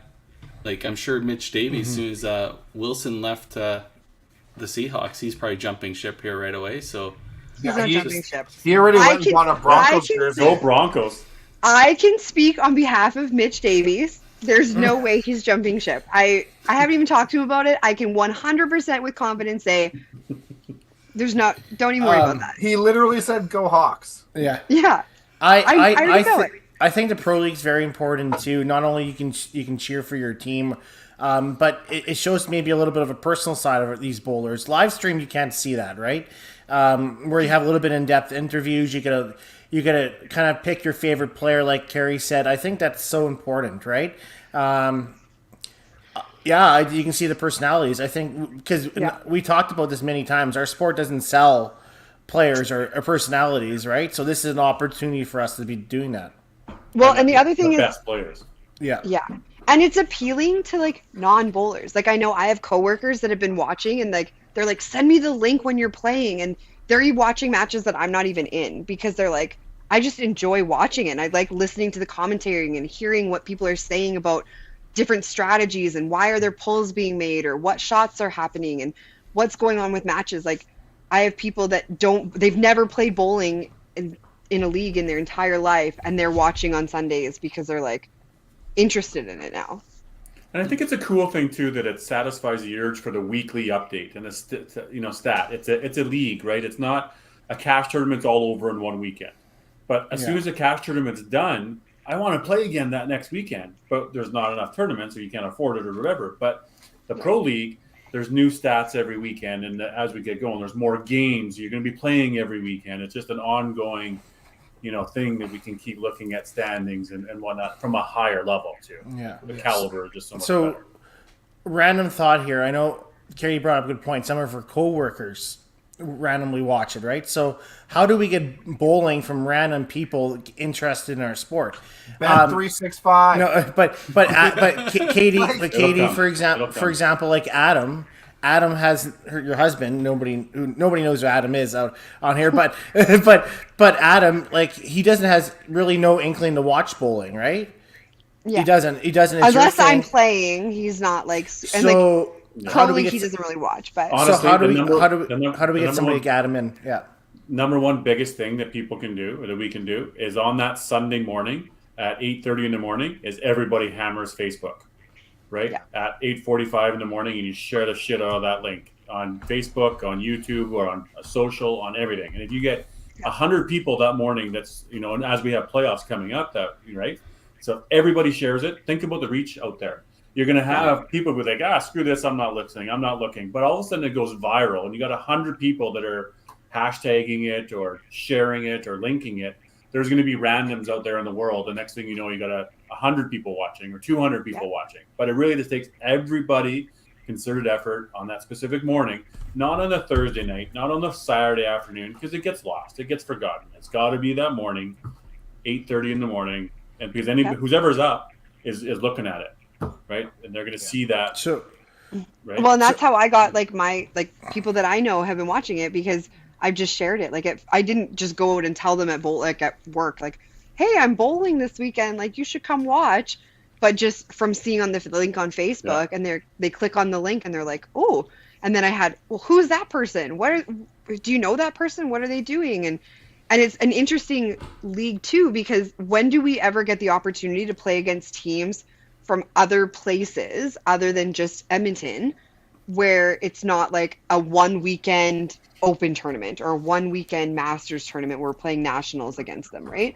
Like, we don't have all these opportunities. So this is kind of an interesting thing. Like, my coworkers are like, so where's that team from again? Oh, they're from Regina? Like, do you know those people? I'm like, yeah, I know them. I've played against them for many years. And they think it's just amazing that we have that scope of across the country, that we have this league where it's bringing everyone together. And they find it interesting to watch just because of that. So we have 8 people on a team, including a coach, and 6 teams that could possibly play on the weekend, right? So that's almost 50 people we should be seeing shared no matter what. Right? Well, it should be. In theory. It hasn't been, and that's theory. fine. And we've been slowly progressing and getting bigger and better. I think, you know, the next couple of weeks aren't necessarily as important, but if we can do our part as we get to playoffs this year, that would be the time to hammer out and to make sure that we specifically ask everybody who's playing that weekend, please share these links. Right. And even people who aren't playing, I always see, Mitch always shares. I always see Mitch share it. I always see people like Palmer share it. There are people who are not playing that are sharing it also, and that's just even widening the scope even more. Absolutely. Yeah. So. Yeah, exactly. Yeah. But that's the number one biggest way right now to get our reach out, and then people start liking the pages and start liking the groups, and then subscribing to the channels. Then they get notifications. But for now, grassroots level, it takes the people that are playing to share the posts. Yeah, fair. Right. Yeah. What else we got? Yeah, Tim, you were the one in charge of the schedule here. Yeah. Well, we went right through the agenda. It's an hour and 53 minutes. So, that's pretty good to me if you ask me. And you know what? I mean, the viewers aren't as great as what it is, but we have Katie tonight, so it's. I mean, It reached 40 at one point. It's Great. 40 at one point. Scraping the bottom of the barrel. Usually I'm 5 of your viewers though, so I sign in on everything. So. Oh, thanks. Katie, how about you tell us a couple more stories about these hooligans and some stupid things that they've done? People want to hear that. Oh, they have done a lot of stupid things. Let me think about that one. I have so many stories about Tim. They're always about Tim. I feel like Tim always does the dumb things. Just let you know, Cindy is listening, so let's. How excited are you? How excited are you to get your towel tomorrow? Oh, yeah. Oh yeah, Can someone share that picture on how do we get that to happen? Carrie, if I text you that picture, can you share that? I can. Yeah. Oh, I'll send it to you right now. Oh no. So I left my towel. I learned a long time ago. Here's an insider tip. Yeah, send it on Facebook Messenger. Okay, I'm on it. Insider tip to anybody who needs to know this. If you ever leave your towel at Sherwood Bowl, it comes back clean. And I didn't know that at first, but it does, which is amazing. So the other day I left my towel there and they decided to hide it on me. So I'm like, okay, well, if they're going to hide my towel on me, I'm not going to go get it. And so I left it there. Then I got a picture sent to me Oh, I can't wait for this to go all over the internet. Oh. Tim sent me a picture from the bathroom with my towel on his crotch. Oh my goodness. Oh, I'll send it. Let You me seriously need to kick him in the nuts live on air. Like, I do need to kick him in the This nuts. I took a needs to screenshot. happen. Tim, somebody needs to buy him a cup. We need to go to an old like- cup. Anybody got an old cup that Tim can borrow? I'm actually Yeah. losing sleep over it. This doesn't go. This definitely goes. Like, there's got to be. Why? No, let's not. Why is That's Ryan not. doing this? I mean, like, Tim likes to think that this is like an isolated incident, but like in reality, okay, Carrie, here, I'm sending it to you right now. I just found it. He likes to think this is an isolated incident, but like, I spend my youth covering him up while he's like rolling around naked on the ground. So like, I don't understand why he thinks that this is all of a sudden. I can't wait for everyone to see this picture. 50 on this decision right now.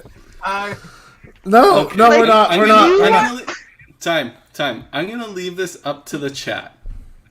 Do you? You want wanna see this picture? No. Is No. it in private? Can you put it in Potentially- private chat first? Can I see it in private chat? There's no nudity. It just has a little leg. It has a little leg. I don't know if I can. No, I don't think I can, Just DB. put it in our Facebook group chat, Carrie. Yeah, I just sent it to Carrie. Carrie can send it on. If it may not be Yeah. appropriate. I don't I'll know. send- Maybe Oh, not. it's definitely not appropriate. That's Tim's definitely down a few more hair follicles here now.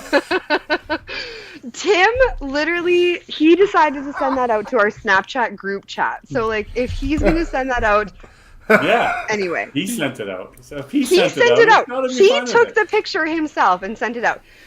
No, growing up with them, like I have put up with a lot. I have kept them in line many times. oh yeah. you've been an Tim, angel. it's looking like it's a go here, man. Send it. Do it. The audience Full wants send. A it quick. Do it. right do now. it. There it is. That's my towel touching his junk. We may need another flash of it. I don't know. We don't need to overanalyze that. That's good. Oh, man. No, we don't. You need So- to go back and pause it on that screen if you really want to look at it. Oh yeah, that's on YouTube forever. The video might be knocked down because of nudity, but that's fine. Maybe. I have requested that my towel be rewashed before I get it on Thursday, so hopefully that's the case. It was just a tip. I told you it was just a tip. Oh man. Jesus, Len, come on, man. Yeah. A question for you: is there a strategy in the game of Kerplunk? No. I mean, one might think there is. Oh, But, like- I'm sorry, Cindy. Isn't that the one where you put the things through? And Yeah, then so- Dexter and I decided when we were younger that it would be a good idea to play Kerplunk for shots. So that the loser of Kerplunk had to take a shot, which in theory seemed like a really good idea until I Was. lost like 8 games in a row. And then I remember calling my brother, like I called Jeremy and I was like, I FaceTimed him actually, and he was like, "What are you doing?" And I was like, "I'm playing Kerplunk for shots." And all he said was, "Oh, you never were good at Kerplunk as a kid." And I'm like, "There's no strategy to Kerplunk." And he's like, "How many games have you lost in a row?" I'm like, "I don't know, 9." Like, I'm not really sure at this point. There is strategy to Kerplunk, actually. It's all about what one you pull out. But like, Of course. It's like I- Jenga. yeah, in the I just moment, I wanna- didn't really realize that. I want to pull focus to this. Got sent to me. Poor Tim. He's so stressed about it. He's like, "Oh no, what's happening?" The picture You was a did lot that to more yourself. tasteful than I remember. Yeah, you did that to yourself. Do you remember, Dexter, how disappointed my mom was that morning after Kerplunk for shots at the Youth Choice that year? Oh yes, very much so. Like, Yeah. because the original plan was Dexter was bowling with Jeremy, my brother. And I was like, I'm going to go over to the Wiseman's house. I'm going to get Dexter loaded so he plays like garbage tomorrow morning and I can beat him. That was the game plan. It didn't work. No. I was annihilated, and I showed up at the bowling alley the next morning, and my mom tore into me. What kind of a role model are you showing up to a youth event hungover? But I played the junior shift I played with Kayla St. Martin that year. Yeah. I played the junior shift, no problem. I was golden. I was probably still drunk, but I was lights out. And then I played the senior shift next with Sean Simcoe, and he showed up just as hungover as I was, and we were last, like dead last by a long shot. We were utter trash. It was terrible. Yeah, not great. The things that you learn after, eh? Love it. Yeah, my mom's like, you have a responsibility. I'm like, okay. I was like 19 at the time. Like I just graduated from youth bowling. I was like, I get it, but like Those were the golden days. That's when, like, Yes. how good are we at giving haircuts? and getting yourselves locked out of the house. All right. Wow. all right. Tim's like, no, no We need to- more yeah. story time. No more stories. stories. Yeah, this is where we transition to the finish, and everybody wants to pay their additional fee. They can come over for that. That's right. 5 That's penny right. after dark. Yeah. All right. Well, I think we're gonna wrap it up. Let's do our draw then. 17 people. Put it hashtag haha Katie farted. I can't believe that was the hashtag. Really? Wow. I can't believe 17 people bought into that. You're all dead to me. Good luck, everyone. Has anybody seen Jeff Watt's name? I don't see it. I want to clarify that. Mike. Kukusi, there we go. Mike Right. always needs a new set of bowling balls, so this is perfect. Agreed. Is that what he won? Was a new set of bowling balls? He wins $50 towards and something from Wow. All Star Bowling. Wow, that's so kind. Yeah, it is. We can't thank Shelby enough. Yeah. Absolutely awesome. Well, Katie, that was enlightening, to say the least. I'm always a delight. Pleased to do that for you. Oh, man. Tim, do you Best want of to let luck us know to you in who's... your future mixed teams. Yeah. Fair. Jesus. You want to let us know who's coming on next week, Tim? Yeah, Crystal Hibner's coming on next week, so really excited for her. And then Brad Rusnak the week after. Awesome. Great lineup. Yeah, so Katie, you're more than welcome to stay on after we close this out and we can have a discussion, or you can ditch us, whatever you want to do. All right. Everybody have a great week. Thanks. Thanks, everybody. Yeah.